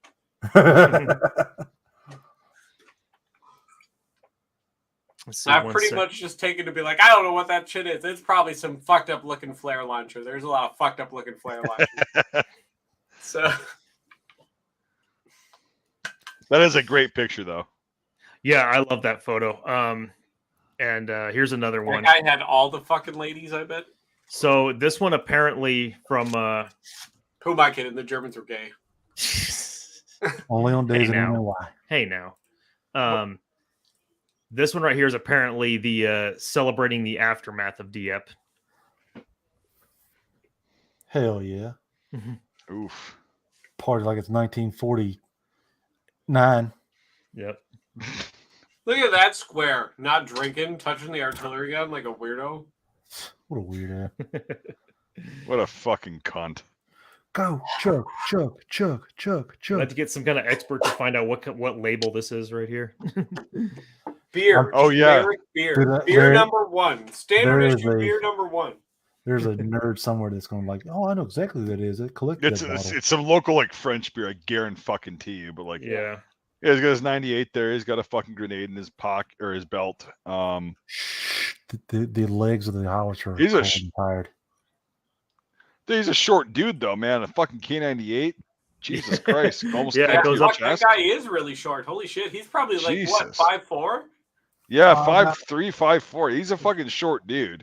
We are the Lollipop Guild. But yeah, that guy's really fucking short because the K98. What pack gun is that? Hips. What pack gun is that? It's cool. The camouflage they put like in the blanket. I don't think it's a pack gun. I think it's a British. Yeah, it's something. Yeah, it's not German. It's not German, but it's something. No. It's a British 6-pounder. Something they pulled up from the beach and were like, "Look at this shit. This is awesome." Bottom rail's on top now, boss. Jesus, yeah, just getting properly fucked on the beach. You probably would too. I don't know about you, but I don't think there was a lot of gay stuff going on the beach. I think it was frowned upon at that time. I got 1 million, but if anyone has anything else or wants to share anything else, not on my computer at the moment. Like I said, the ones I sent you the links of the ones that I saw. Yeah, I got all those. Oh, for fuck's sake, my fucking hard drive is trying to fire up. Devin, you got nothing? No, I haven't got anything. I've shown this before. I've shown this before. Pretty new computer, so like I don't have. You don't store a lot of stuff on it. I've shown this before, but like it's fun for the new people that haven't seen this picture. Okay. I did a whole fucking video on this. I'm pretty sure. Oh, the thunder log. Yeah, I've seen that. Mm-hmm. That is fucking. Yeah. That is literally the infantryman at its most natural form. The finest. Well, the infantry can offer. It's not just infantry. I think at that time and period, this wasn't taboo. You know, they didn't really care. Well, it's not today either. Well, I guess when I went through in 08, I guess I'm an old timer now. Fucking, that's 15 fucking Jesus Christ. Back in my day. Stop! You're making me feel old, Mike. Back in my day, I was. We pooped with our friends. 2008, and friends that poop together stay together. No, but like, here's the thing: is like nothing fucking changes in combat arms. Like, this is the quintessential. You're out in the fucking field. You dig a slit trench. You put a log up if you're lucky, and you can find one. Yeah. And then these guys are just shit in solidarity. It's just axes explode. So the that old saying, you know, war never changes. I think the quintessential picture for that is that fucking GI in World War II. He's got the Panzerschreck. The Panzerschreck on his dick. Yeah. And then like modern day, they've got like a AT4 or some shit. I'm like, that's it. That's well, look at this dude. He's like waving his fucking hand. He's like, hey, look at everybody else is laughing. Like, it's like, oh man, he got a beard. Look at that. What you can tell he's an NCO. Yeah, he's a senior NCO. He's got the gold fucking He's an important dude waiting to take a shit. He's probably probably. But no, they're this is the shit test. They're not doing a pee test. They're the shit test. Who's smoking the devil's reefer? Yeah, it's fucking hilarious. He's just like waving like, and the one guy's wiping his ass, like the guy in front of him, the one with the shirt on. That's why he didn't wave. He's like just wiping his ass, like, let me get the fuck up out of here. He's also got some privacy because the tree. The tree, and the rest of them are like, yeah, here we go. But like, yeah, it's the guy with the pen. Like, again, technology has changed. Warfare has changed with technology, right? But the average grunt that you're gonna find is gonna do the They're same. all the same. Shit. They've been the same for hundreds of years. Doesn't matter the country, what the war is, whatever. These guys are all the fucking same. It's just like, yeah, we're trying to fucking pinch a loaf here on this thunder log, and hey, you taking a picture? Fine, fuck it. You're taking a picture of my bare ass? Hey, fuck whatever. It, you know? But like, yeah, I always love this picture. It's fucking hilarious. Have you seen the photo of? It's from World War II of the guy with the giant artillery shell that Germany's like making this really goofy face. Probably like. Let me see if I can find that. I mean, guy Have like you the seen Panzerschreck Finnish photo. Guy from World War II that has 29 anti-tank mines on him? No. Because that's how the Finns did everything. Like, even to this day, their equipment has just a fuck ton of hooks on it. Because their whole thing is like, all of their magazines, like all of their weapons have these little like lanyard loops on them. They're like, just tie everything to you.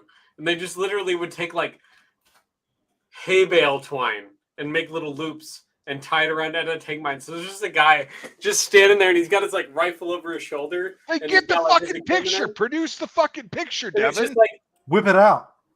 Smiling at the camera and he's just got Come on, like Jamie. Jamie, pull it up. Mines on him. Jamie, pull it up. They're turning the fucking frogs gay.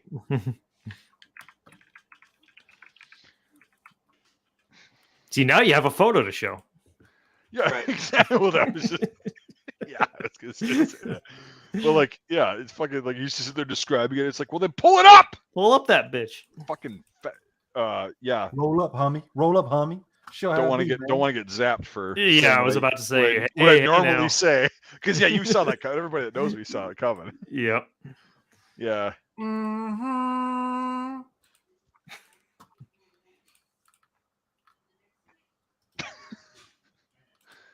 I'm a very vulgar individual, and I try to clean it up for the. This tries to be classy for the public presentation, but yeah, like Mike and Devin both know me personally, and it's like I'm very vulgar, and I just say what the fuck. He's a potty mouth, yeah. Going back to the latrine and everything. During the Civil War, do y'all know where the bathrooms were? Like in St. Petersburg. Nope. And they're in between the lines. Okay, explain this. So they understood that defecation and everything was bad for the water supply and everything. Mm-hmm. So you would go out in between the lines. They would dig like a slit trench or a rifle pit, and that's where you would do your business. But how did that work with? It was an unwritten agreement. If they knew that they were going out to defecate, they would like, we're not going to shoot at you. But I mean, also too, I think the closest, the Petersburg lines were like 300 yards at the closest, and like 2 miles. So was this just at Petersburg, or was this like?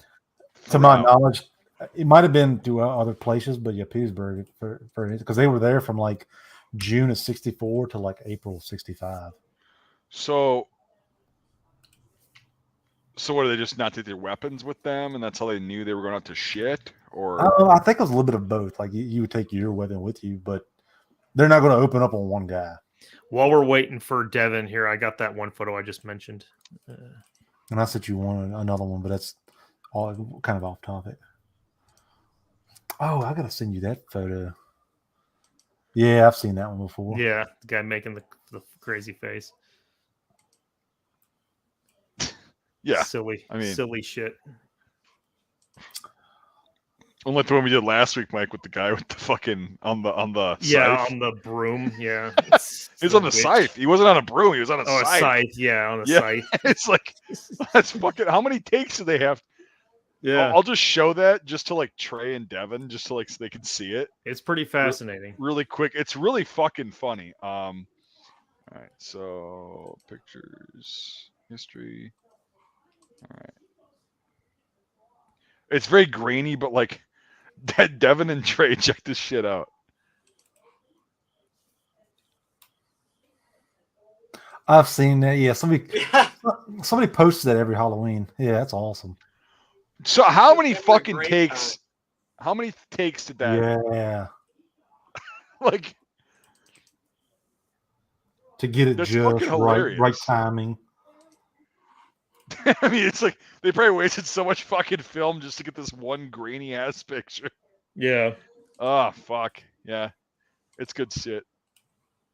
I just sent you some. Post that one. I love that photo. I don't know. I'm assuming he knew what he was doing. It wasn't like, here's a holster. Good luck. Gosh, send me fucking screenshots. I got to fucking do it. Yeah, I gotta fucking edit it though, really quick. How's it coming, Devin? Edit the shit out of it. We're getting there. Okay. Trying to figure it out now.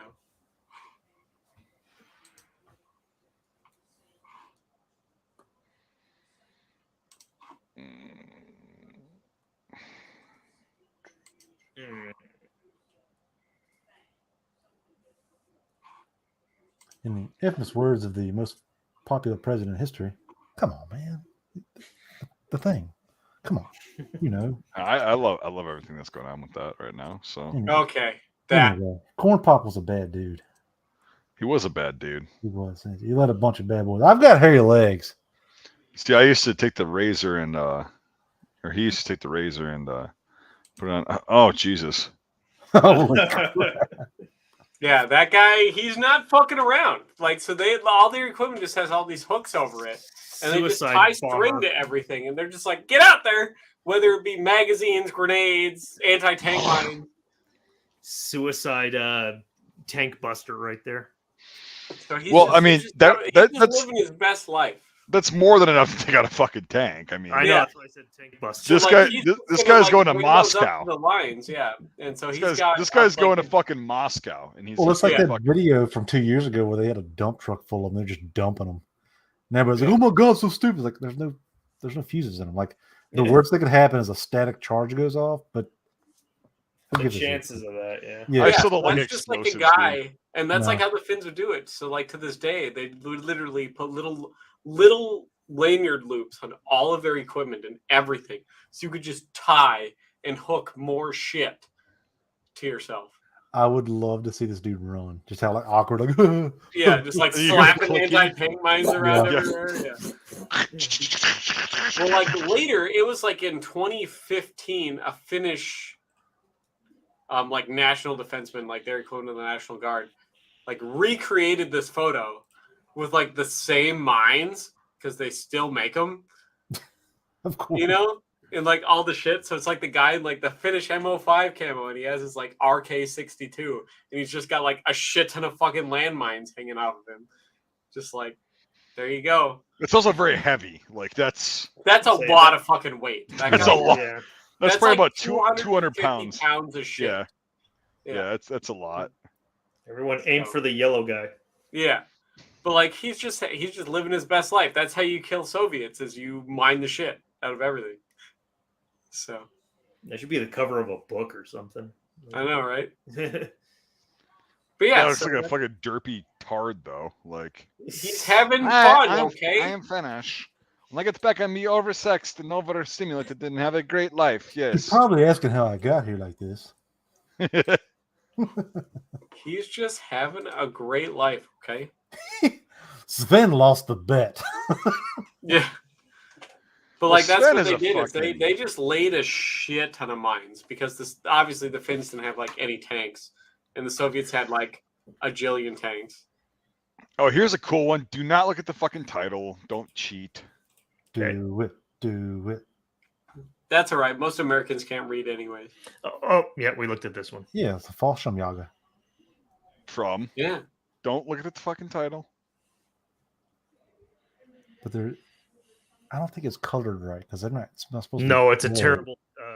AI color job. Because they didn't have gray. It was either like that greenish blue. It's greenish, yeah. It's a terrible like computer color job. Is this the after the one raid they did? Nope. Also, this is not a computer job, Mike. It's original film. Oh, okay. And that was not great. So I took a still from an original film. So you send me a link to that because now I'm curious. Oh fuck! I don't remember where I got it. if I remember, I'll definitely send it to you because that looks like a digital color job. Yeah, but they got their cool bandoliers, their F-38, their M38 helmets. Yeah, it's kind of like I want to say mid to late war because some of them don't have the tricolor, some of them do. They got all the decals, so it's definitely not late war. Yeah. No, they got a lot of shit yet, and this is before they have like their camouflaged because they're all wearing the same uniform. So it's early to mid war. Yeah, but it's at least post M38 because it's got to be early war because none of the pouches have the flap over. It's the buckle or like the one strap.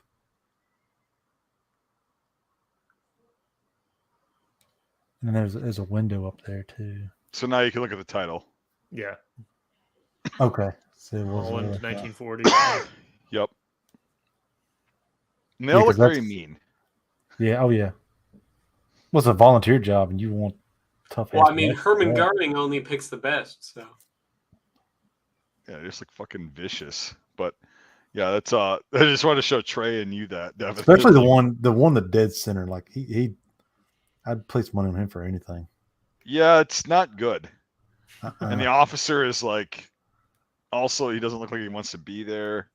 He's wearing a tie, so he definitely doesn't want to be there. It's a really good photo to like show the actual profile of an actual M38 FJ helmet. If like they're not like smooth, like they had a bit of a fucking flare to them, I don't know if it's got the one officer. He's got a ding in his helmet. Might not be from combat, but he took a dunk. Yeah, he probably fell. Something like that. Officer on the rear of his helmet. But still, them things are hard, man. Yeah. Like for whatever he did, he hit something. Yeah, he hit Sometimes something. you got tent stakes that need nailing, and other stuff. I doubt he was fucking pounding tent stakes. He's a fucking officer. You don't know that. Maybe he's a big do-it-yourselfer. Okay. Yeah. Lead by example. A real officer. The guy in between the officer and then the guy next to him looks very upset. Pissed the guy in the back? Yeah, in the back, in between those two guys. Just like, why the fuck are we here? Yeah. Like, why are we doing this? But yeah, they all look like really pissed off. Yeah. Like, I'm like, I would not want to face these fuckers on the battlefield. I do like the ammo pouches though. Not this model, the later models where it goes over the belt, not under. Yeah. Because it has a strap in the back that loops under. Well, I love the FJ, like the strap, the hooks on the belt with the loops that they had to put on there. I hate those. They're garbage. Oh no, but like it's a good picture of like the yeah. No, they always come buckled and shit. I hate them because they're always like, a lot of people ask like, what are the difference between why is the fallschirmjäger straps different than the regular Y straps? I'm like, here's why. Yeah. Because Air Force. Yes. So. Well, the one in the middle has that metal, the Iron Cross. Yeah, Iron Cross, second class. Yep. Yeah. And Mike, you want to do another? Let me look. Dude, I got so many. I sent you that 2 pictures. Oh, no. Okay. It's just Trey sent me that picture. All right. Okay, and then I got one more that's a good. Yeah, and then I think after that we'll call it. What do you guys call think? it. We're Sounds good to me. I gotta go make some food. I'm starving. Why you do this? Okay, so I haven't looked at this yet, besides just saving it, so I have no idea what the fuck this is. It's a picture. Oh, interesting. Okay. Huh. Sherman tank. Yeah, it's a tanker. Check his holster. Zoom in on it. Oh shit! What is that? It's a shoulder holster he's using as a belt. Yeah, shoulder holster on his. What the fuck? The strap around the chest. It's so awesome, man. It's like a quick draw. God damn. That's awesome, isn't it? What a fucking Chad. Yeah, dude. God damn, that's something I've never fucking seen before. I did it at one event at the Tank Museum, and I was like, I'm sure we'll get a lot of flack for it. And I did have to explain myself. Like, I've seen it in a photo. Yep. I mean, it makes sense. I mean, you don't want it around your. I mean, I guess getting it out of the Sherman, I guess, is not that bad. That prisoner's got some bling.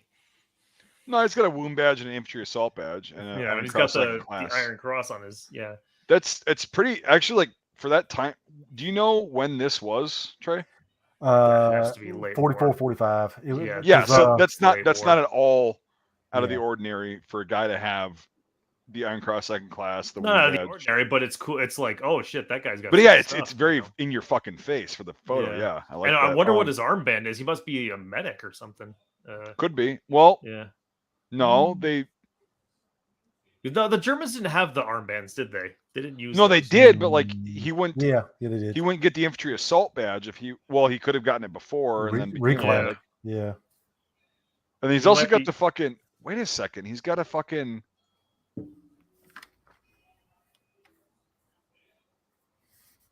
What the fuck? No, the guy behind him has a mantle on. Yeah.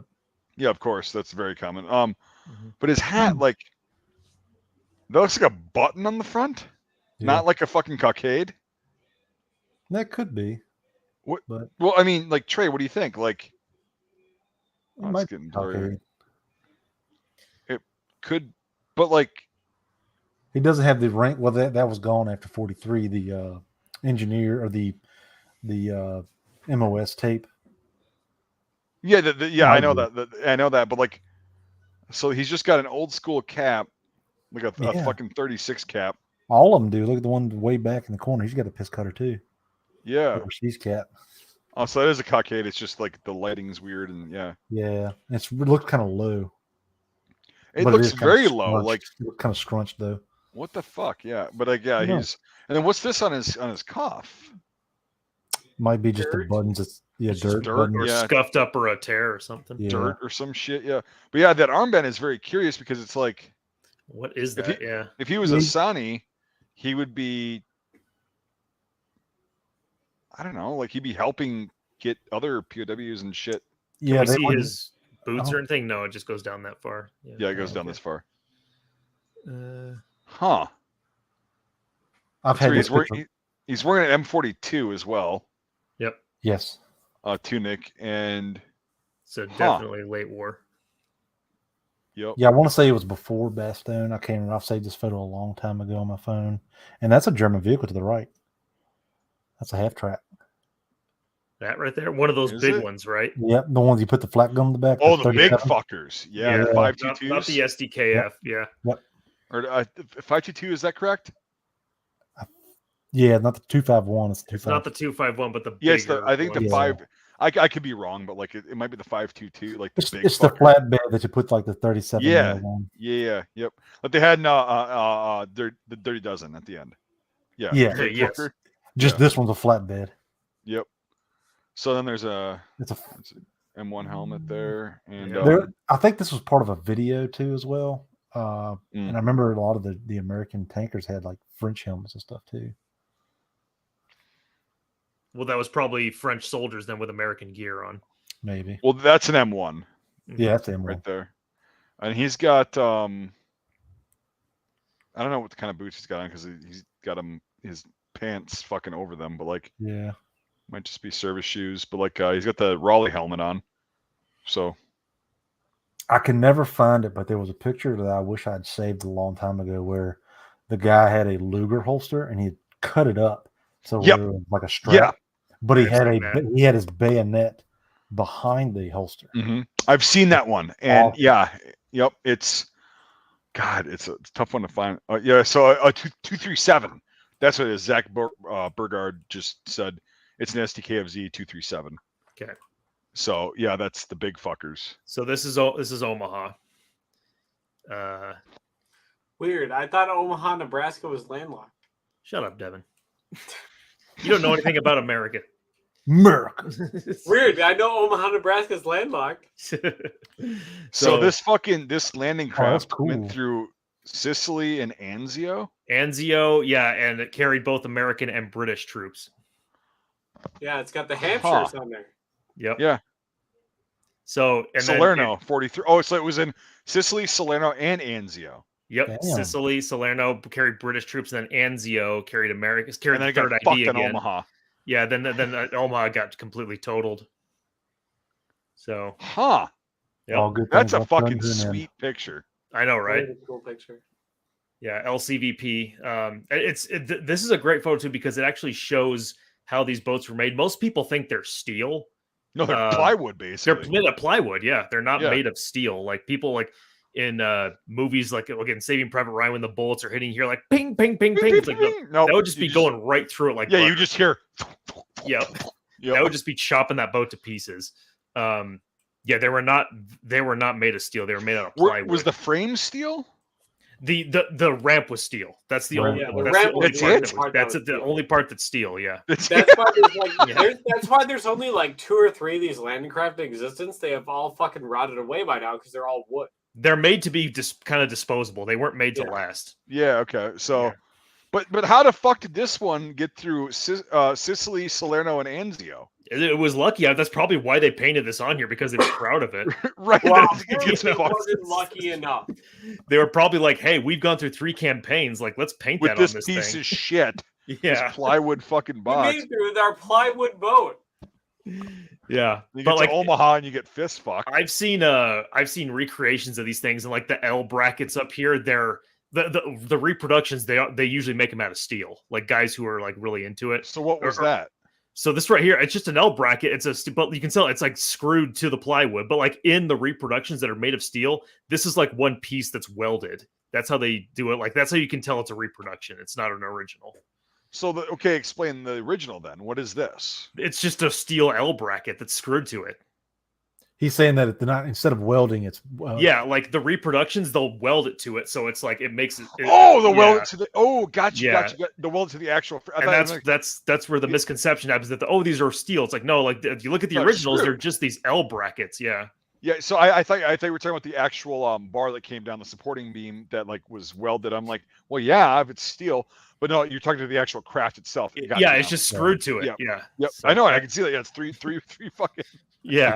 You gotta screw it. You gotta screw it. A lot of them too, you can tell they're covered in like a canvas type material. For sure. Yeah. So, and there's the fucked engine in there. Yeah, I'd say it's fucked. Yeah, can't leave that in the inner city. That's where the coxswain would sit right there. Yeah, I thought that was. See, the only thing on a fucking LCV is like that steel is the fucking ramp. Is the ramp at the front? Yep. Oh man, I thought there was more. I thought it was at least like a steel frame, but like no, the British LCA had more armor on it. Like that actually did have armor plates. It was also plywood, but it did have armor plates on it to protect it. Like the coxswain cockpit does have steel plates on the front, and the ramp is steel too. And it has two doors actually, the ramp and then the steel door. But no, on an American LCVP, it's just the ramp. Jesus fucking Christ. Yeah.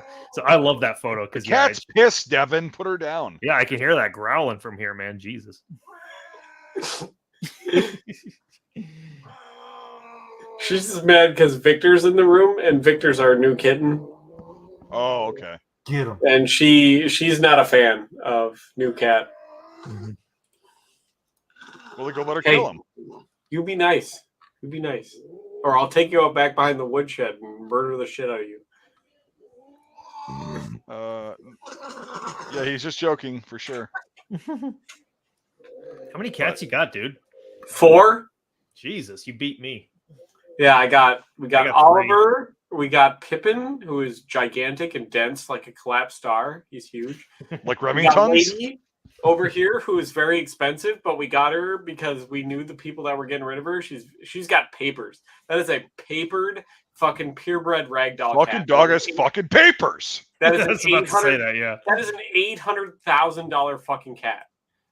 But she's an absolute bitch to all of the other cats. And we got Victor. So we got like 3 barn cats and then this fucking purebred almost $1 million piece of shit. If it's $1 million, sell the fucking cat then, Devin. Huh? No, I like Lady. You could literally pay off everything. I don't have anything to pay off. She's also 8. Mike, she's getting up there in years. I got one more link for you, Mike. Yeah, one more link. We're just going to squeeze that one in there.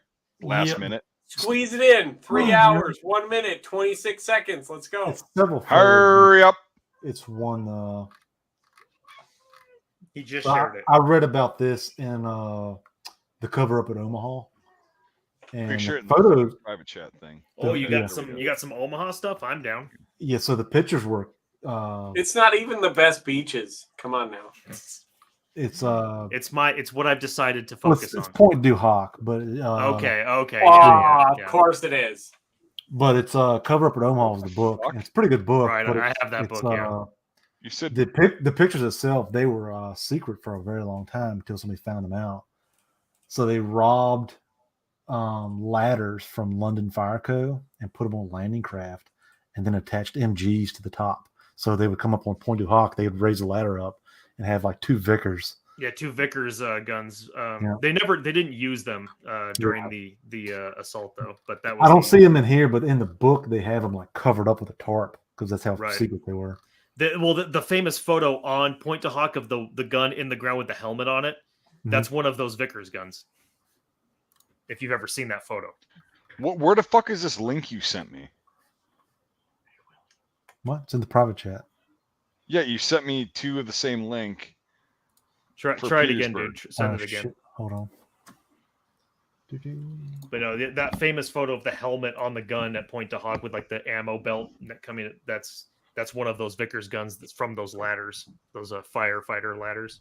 Yep. Yeah. Gross ladders. Oh, Jesus. How did the Americans even assault Point-to-Hawk if they didn't have room for other mobility scooters? By pure tenacity. Yeah. Wait a second. Wait a minute. Nope. Wrong. It wasn't tenacity. You're wrong. I'm from New York, the best of New Yorks ever. Fuck the old York. The New York's better. I'll tell you what, this Point-to-Hawk thing is not handicap accessible. Not good. We're gonna 1-star review. 1-star review. The best people have told me that because it's so inaccessible to the handicapped, we just can't do it. And Black Candace Owens has told me that this is not acceptable either in the racial aspect. So Black. So bring up the fucking Bangalore torpedoes and we'll blow this fucking thing sky high. Didn't have Bangalores at Point-to-Hawk. Oh, fucking Christ, you autistic nerd.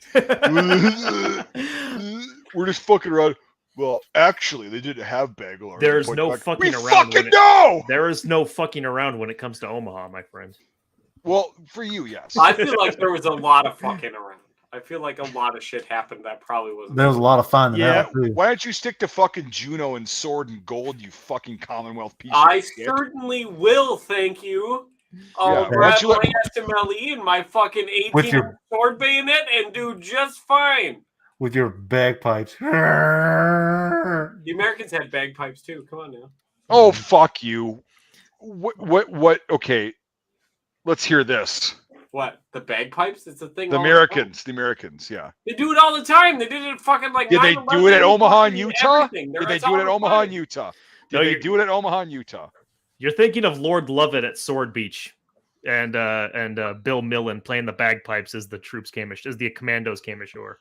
Yeah, because Devin, he's the. Never mind. I can't. I can't. Yeah, fucking you say can't that. say that, dude. I don't want to get the stream zapped because it was a good stream. So yeah, this is a famous photo of Point-to-Hawk. That's one of those Vickers guns from the ladders. Oh, the jacket's taken off of that thing. Yeah. So those would be mounted to ladders, but just to let everyone know, though, they never used them actually during the invasion. So don't get any bright ideas. They used them to stick into a pile of dirt to take a picture. Well, yeah, after that was all the battle was over, they brought him up. Yeah. Oh, Devin's being a pedantic cunt right now. I know he is. I know he is. So that's lovely. There's a fucking rifle grenade, and there's a mine right there. That's a magazine for the gun, dude. Oh, that is a Vickers magazine. Yeah, that's a Vickers magazine. Go down a little bit by the ammo crate. There's a fucking anti-tank rifle grenade sitting right there. Yeah. Okay, whatever. Yeah, just fuck it. Whatever. God, that's 42 ammo, isn't it? Yeah. Right there. That's 8mm. Yeah. See the links, the spirals. Yep, and there's no rim on it, so yeah. It would have been 34 because the unit there that didn't have a 42. Well, tit for tat. It's 8mm ammo. Yeah. 8mm rounds for ammo. Yeah. That would be some German shit though, like as a joke. Well, this ammo fits the MG34, but not the 42. Right. I bet that. Ask the Italians about that shit. We can't make anything simple. We're going to create a great cartridge. It's called the 735 by 51. It's going to be a great cartridge. It's going to be the most revolutionized cartridge. Everybody's going to adopt it. Let's give it to the Finns. Garen goddamn T though, the photographer threw that crate there for. Oh, absolutely. Of course he did. He probably didn't even know the fucking rifle grenade was sitting there, and he just went, whoop, whatever. Yeah. Oops, he probably put all of the magazine, the gun and everything. Yeah. The gun probably wasn't even in the ground. He's like, "That's gonna make a great photo, guys." Yeah, the Rangers had probably already moved on from this point. Oh yeah, no one's around. He's like, "I'm a hero." This picture was taken in 1947. Yes. Shit that was sitting there still. Yeah. A Michael Ackerman photo. Yeah, that's why the ammo's still there. Like it's not even rained on because the crate was open. Like, oh, look, there's ammo here. The funny thing about Point-to-Hawk though is like today you go there and you see a lot of barbed wire spools around the edge. And that's actually stuff from the movie The Longest Day. That's not actual fire. Oh, I thought you were going to say you see a lot of American tourists in socks and sandals that are morbidly obese. In the way of course you see that. Devin, of course you see that. Yeah. You're so fat that you can hear them breathing. Yeah. They snore while they're awake. Yeah. They snore while they're awake. Yeah. You're right. God, the last time I went to France, which was about a year before Notre Dame burned down, I went out there and took the whole thing, and that's all it was just a bunch of like morbidly obese people being like, ha ha, 1911 and blah blah blah blah blah, you know, and all the old boomer fuds and their fucking shit. Walking around. New York Yankees caps and stuff. Yeah, my fucking grandpappy died here, and it's like, well, he should have did better. Also, no, he fucking didn't. He probably didn't. So, I encounter on a daily basis. I encounter with my father landed at Omaha Beach and shit. Yeah, and it's like, well, I got his memorand at home with the fucking import marks on it. And my dad landed at Omaha Beach. He had D+35. Right, yeah. Just like where you landed to go in 1945. Yeah. Right. Yeah. Mike, my great grandfather said that the M1 Grand Ping got a lot of GIs killed. Oh, don't even. Don't. Oh no, Tree's a troll. I'm not taking that. No, dude. If you really want to be what they did was they planked them off their helmets to get the enemy to raise their head. Oh god, I've been very advocating. Like every time I heard it, I'm like, no, fucking no, it did not. Today, honest to God, I'm not shitting you. Today, we went out. My grandparents-in-law, like they came down. We went out for lunch and shit, and my wife's grandfather was in the military. He joined in like the late 50s, like the mid to late 50s. So he was in basic with an M1 rifle, right? Yeah. And so he picks it up today. He picks up the M1 or one of the M1s that I have, and he's just nothing. And I said, "So did you ever get M1 thumb?" He goes, "Oh no, I was never that dumb. You have to be an idiot to get that." Yeah, I've tried to do it. And then I showed him the Hakim, and like. Now I could see where you could get that because I almost got it once. And I slammed the fucking thing back and then it went forward. And he goes, "Whoa, that's a lot worse than the M1." I'm like, "Thank you." Yeah. So this guy that actually went through basic training with the M1 rifle said, "Oh, no, you can't get it." Yeah, don't be an idiot is the moral. Yeah, like, I was never dumb enough to get that. He's like, "Yeah, it's hard to get it." And I said, "Yeah, right. Thank you." Dan, the man in the chat says everyone granddad landed at D-Day. It was a party. And they were either at both. They were either at D-Day, Normandy, the D-Day, because there's only one apparently, or they were always in Patton's army, and they met Patton. And so I'll tell you something I tell people all the time when people show me stuff. It's like, you know what? A retard takes a bullet the same as a genius. It doesn't matter.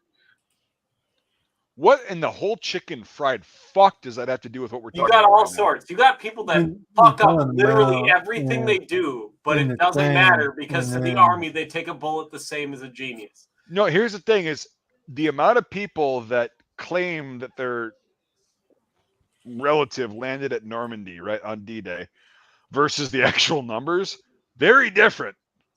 Yeah, versus all the guys who landed and then died. Right. So, my granddaddy told me, it's like, dude, like a majority of the ones, especially on Bloody So he was probably a fucking pogue. He was probably a clerk that flew a desk. Yeah. Which, whatever. I mean, I get it. Everybody's got to do their job. But even for Omaha, like the 111th field, the 111th Medical Battalion for the 29th ID, they landed during the goddamn fight. They had to get into the fight. Mm-hmm. So many of them didn't make it. Yeah. And then so you got to fight all the way to St. Lou. Well, yeah, I mean, just to say the numbers when it comes to the deaths at Omaha, it's usually a very overblown. Well, you know what? Why did the U.S. military send their fucking like beach assault, like naval landing, forces, the Marines, to like participate in the largest naval landing force? It probably would have been much better. There were Marine advisors for are you fucking with me again? You fucking bit the bait, Mike.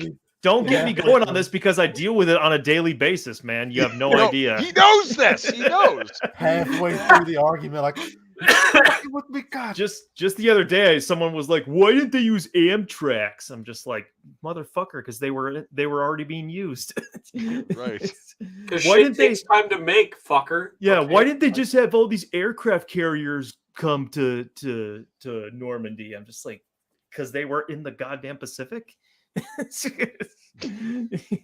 literally across the fucking world. Across the world on the other side, yeah. Like.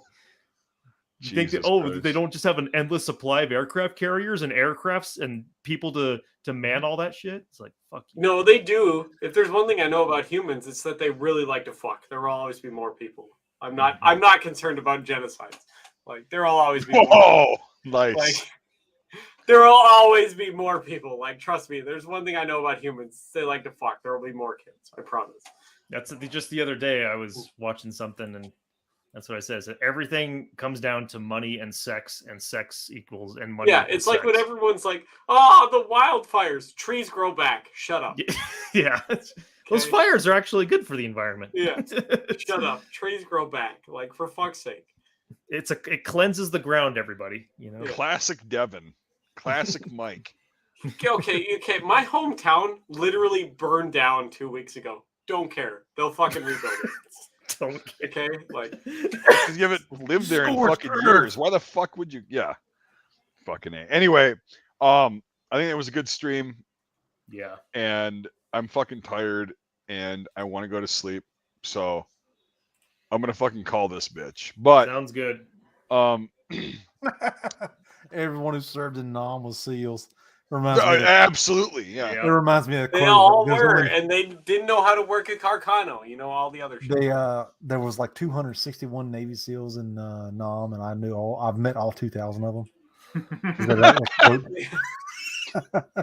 That's a great line. Yeah. Yep. Exactly. Yeah.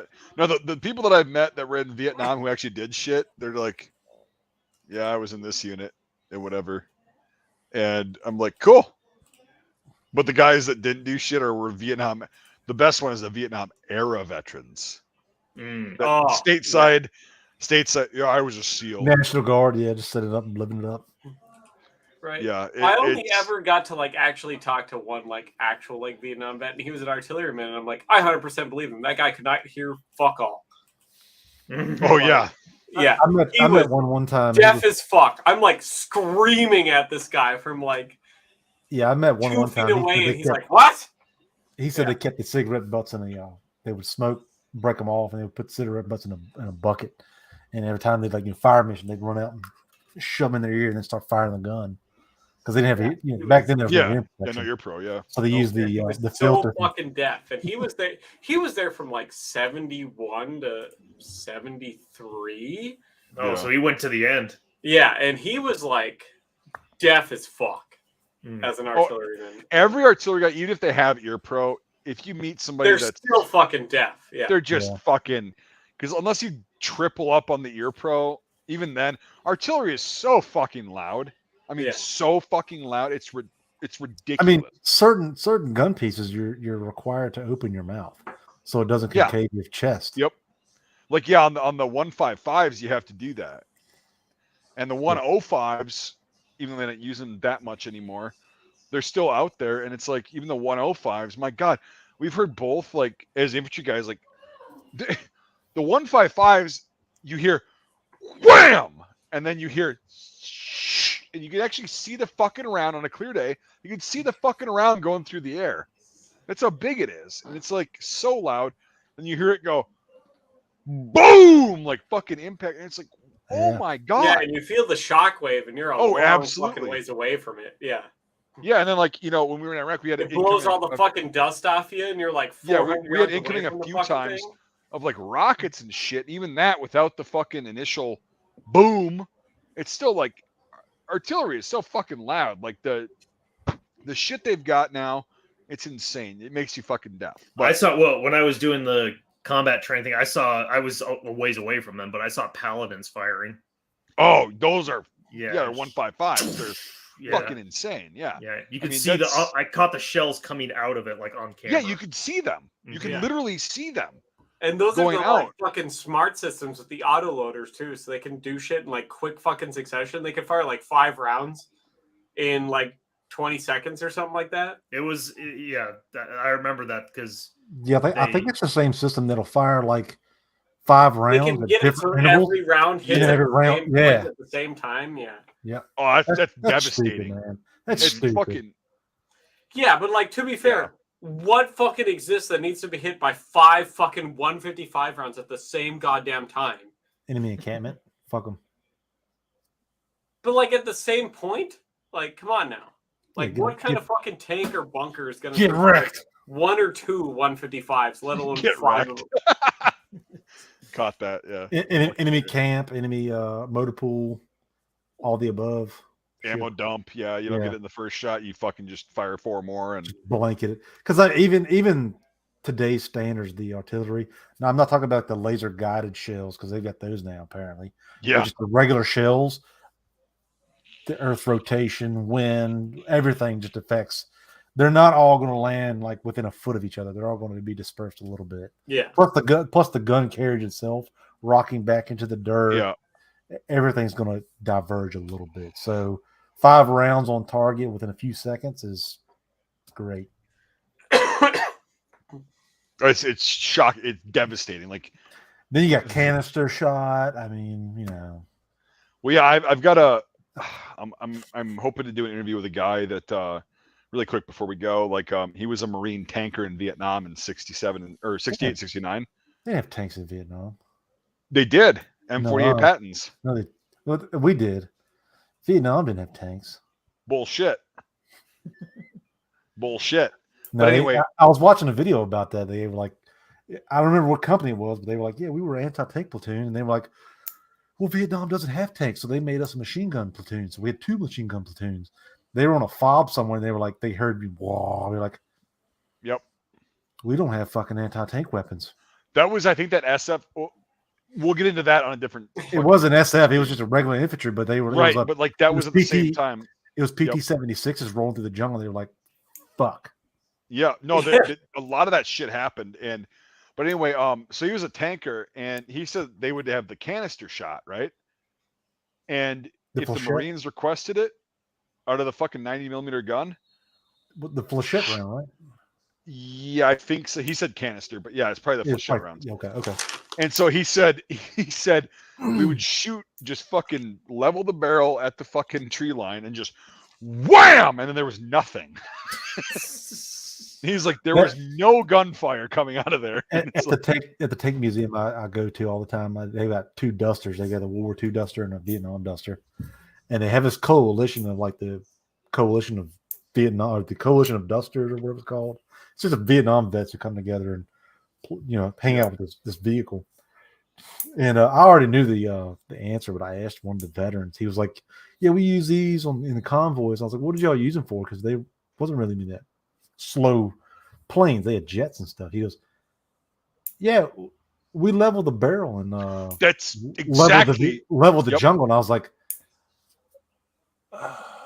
"Yeah, that's." I was talking about a Marine, double boom, boom, boom, boom, just leveling 40s into the jungle. I was like, "That's exactly what my that's what makes happiness." The guy that I used to go to the gun range a couple years ago, and there was this guy that would be out there every day that I was, because it was early and nobody was there except me and him. And he was a Marine in Vietnam as well. And he said that, they did the exact same thing. They take these anti-aircraft guns that they had, and they didn't have any use for them. And then he said one time they were moving, and then there was this tree line that just lit up with fucking enemy. And they were just shooting at them, and they couldn't move. And they're like, fuck. All right. They brought this thing up, and they just went boom, boom, boom, boom, boom, boom, boom, boom, boom, boom, boom, just down the fucking line. And then he said again, it was silent because it fucking just decimated everything there. Twin 40 mils, baby. And he's like, that's what he was saying. He said we turned jungles into patties. Yep. Areas. And he said after that we just walked in and there wasn't much left. And He said from then on they started using the anti-aircraft as just convoy security, just riding with the vehicles, and you just turn that gun and just because you turn that and it clears a fucking area pretty quick. Yep. Even if they're not killed, they're going to be running the fucking other way. Yep. And he's a cool guy. I hope he's still alive. Marty, that was his first name. But he's like, I just come out to the range to get better at shooting pistols because I'm really not good at shooting pistols. And it was funny because one time I was out there zeroing in my retro M6 or XM16A1 clone, and he's like, yeah, that's exactly what I had. I said, well, you want to take some shots at it? He goes, nah, I've already done enough. And I'm like, all right, fair enough. And he goes, that is exactly what I had though. And I'm like, yeah, I'm just kind of zeroing this thing today to see if it can hit shit. But yeah, Vietnam, like there was a lot of shit. He was with the Iraq guys, the Iraq army. And he said those guys, if a guy would fuck up, they would take him out back and beat the ever-loving shit out of them. And then just like nothing happened. And that's how they discipline their guys. He's like, that's a little bit harsh, but they were really fucking good. Yeah, I was going to say, they also fucked hard. Yeah. Like, oh my God. Yeah. he goes, those guys, if they ever came out or like they went out on their own thing or we went out with them, he's like, those guys were a bit different. That's what he said. Did you ever read the book Across the Wire, Across the Fence? No, I don't read a lot of books, to be honest with you. So it is hard. It actually is, yeah. John Stryker Meyer, but he's got a very good book. He was one of the teams, 4-man teams, LRRP, and he talks about a lot of shit like that. It's wild. Like reading his book, it's like a reenactor's wet dream because the last chapter of the book is just all the gear he had. Yeah, like they chopped up the M79 grenade launcher, put like a D-ring in the rear, hooked it on the belt so they could like fire it from the hip. Yep. He said every day they would fire 1,000 rounds from the hip just to be more proficient firing. Yep. Like if they're walking down the trail, just fire from the hip. Yep. They couldn't get 30-round mags. They used 20-round mags, and they used BAR belts because you can get 5 20-round mags absolutely. Yep. per each pouch. But yeah, the dude is just phenomenal. He got, if anybody out there plays video games, he helped produce Operation Prairie Fire for Arma 3, the mod or whatever. I don't play it, but I've kept up with it because he's an awesome dude. But he had some pretty hairy moments too in his book. It's all documented. And that book told me a lot. Like I don't know much about Vietnam, but I was on a kick for a while. I didn't know CIA had shit that. Oh, like, now I knew we do, but like back in the 60s, you're like, we dude, had shit like that. Like they had the CIA was like their shadiest. Was in like the 1970s. Yeah, it was. The local Vietnam museum has a Huey that they have all the records for, and it belonged to the CIA at one point. And when they got it, like the skid was bent and shit, and they were like, what were y'all doing with this? Why is the skid bent? And they were like, black tape. We don't know. They're probably just yeeting communist out or some shit. Who knows? Yeah, it's there's a lot of Hmong people around where I live in the down in the Twin Cities in Minneapolis and St. Paul, and there's a reason they're here, and their journey is very. Again, I could go on a fucking tangent, but yeah, they were the ones that were up in northern Laos, intercepting the NVA going down the Ho Chi Minh Trail up there, and the CIA was funding them completely. They were using M1 carbines, M2 carbines. They were using all this shit. They just flew shit in. The CIA was advising them, and then they said, yeah, at the end, they were like, yeah, okay, we're losing, so can we somehow work something out with you guys so we can go to the U.S. so we don't get all massacred? CIA's like, yep, sure, as they flew out. And then, yeah, anyway, so the CIA really was, they were working their magic in Laos and Cambodia. Yeah. It's like I said, if anybody's interested in it, the book's called, I think it's either Across the Wire or Across the Fence. by John Stryker Meyer. He was on one of the teams, and it talks about all kinds of wild shit about like taking like one AK-47 bullet and purposefully malfunctioning it so it was like C4 instead of gunpowder in it. Yeah, and then putting it in one crate of like 30 crates, and they would just drop that one crate off at a camp. Yep. And just to give the perception that, oh man, Russia ammo sucks, it blows up and destroys AKs and kills people. Right. That kind of espionage type crap. Yeah, and it's a pretty common trope, and like that did happen, but not as much as you would think. But it did happen for sure. Yeah, and it didn't work. That's the thing, is like it was just so ineffective and so inefficient. He said, I think in the book it said it was just more of a morale crusher. Like, hey, we should probably stop using Russian ammo and use somebody else's or something. But it's a pretty good book if you want to get into it. If you're oh yeah, for sure. How the fuck do I just got a new iPhone and like I'm trying to figure out the fucking. You put the button in the thing. Right, yeah, you push the buttons and you shake it 3 times and you do the hokey pokey and come on, Richard.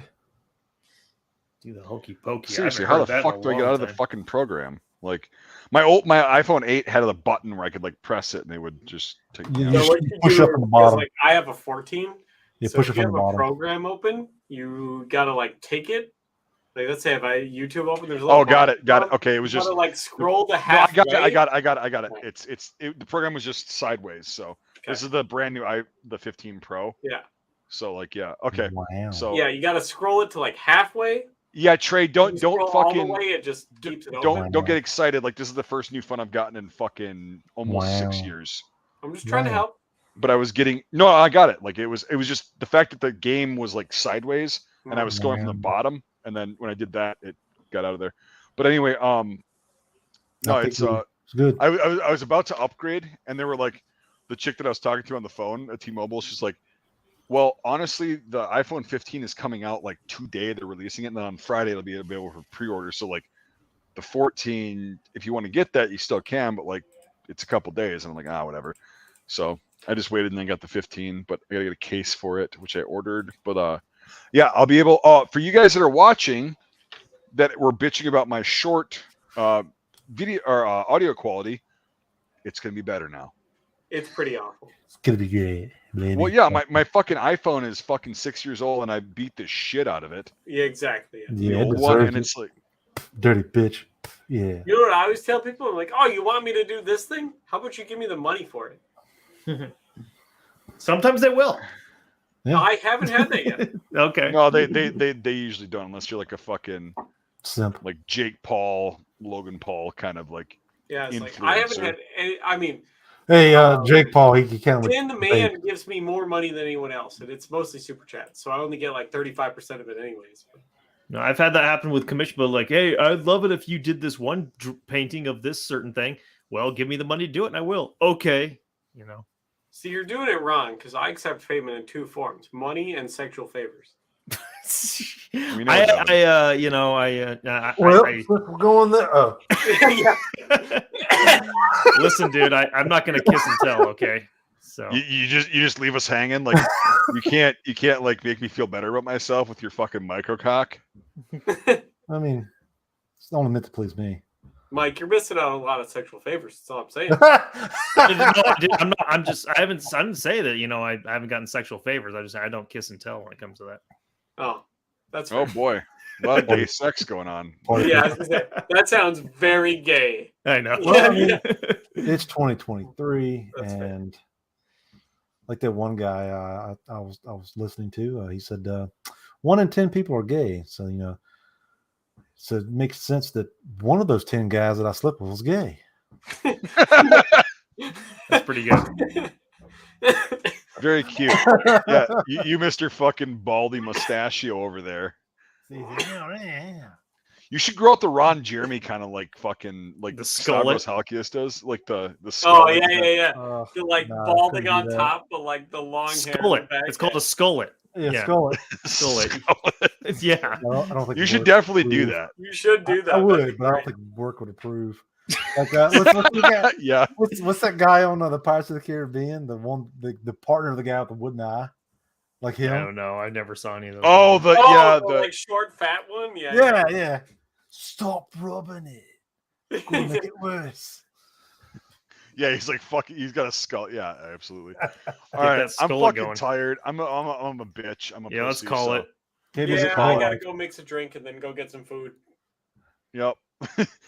All right, everyone. Thanks for watching. And I even took my thumb in. I'm not gonna be a.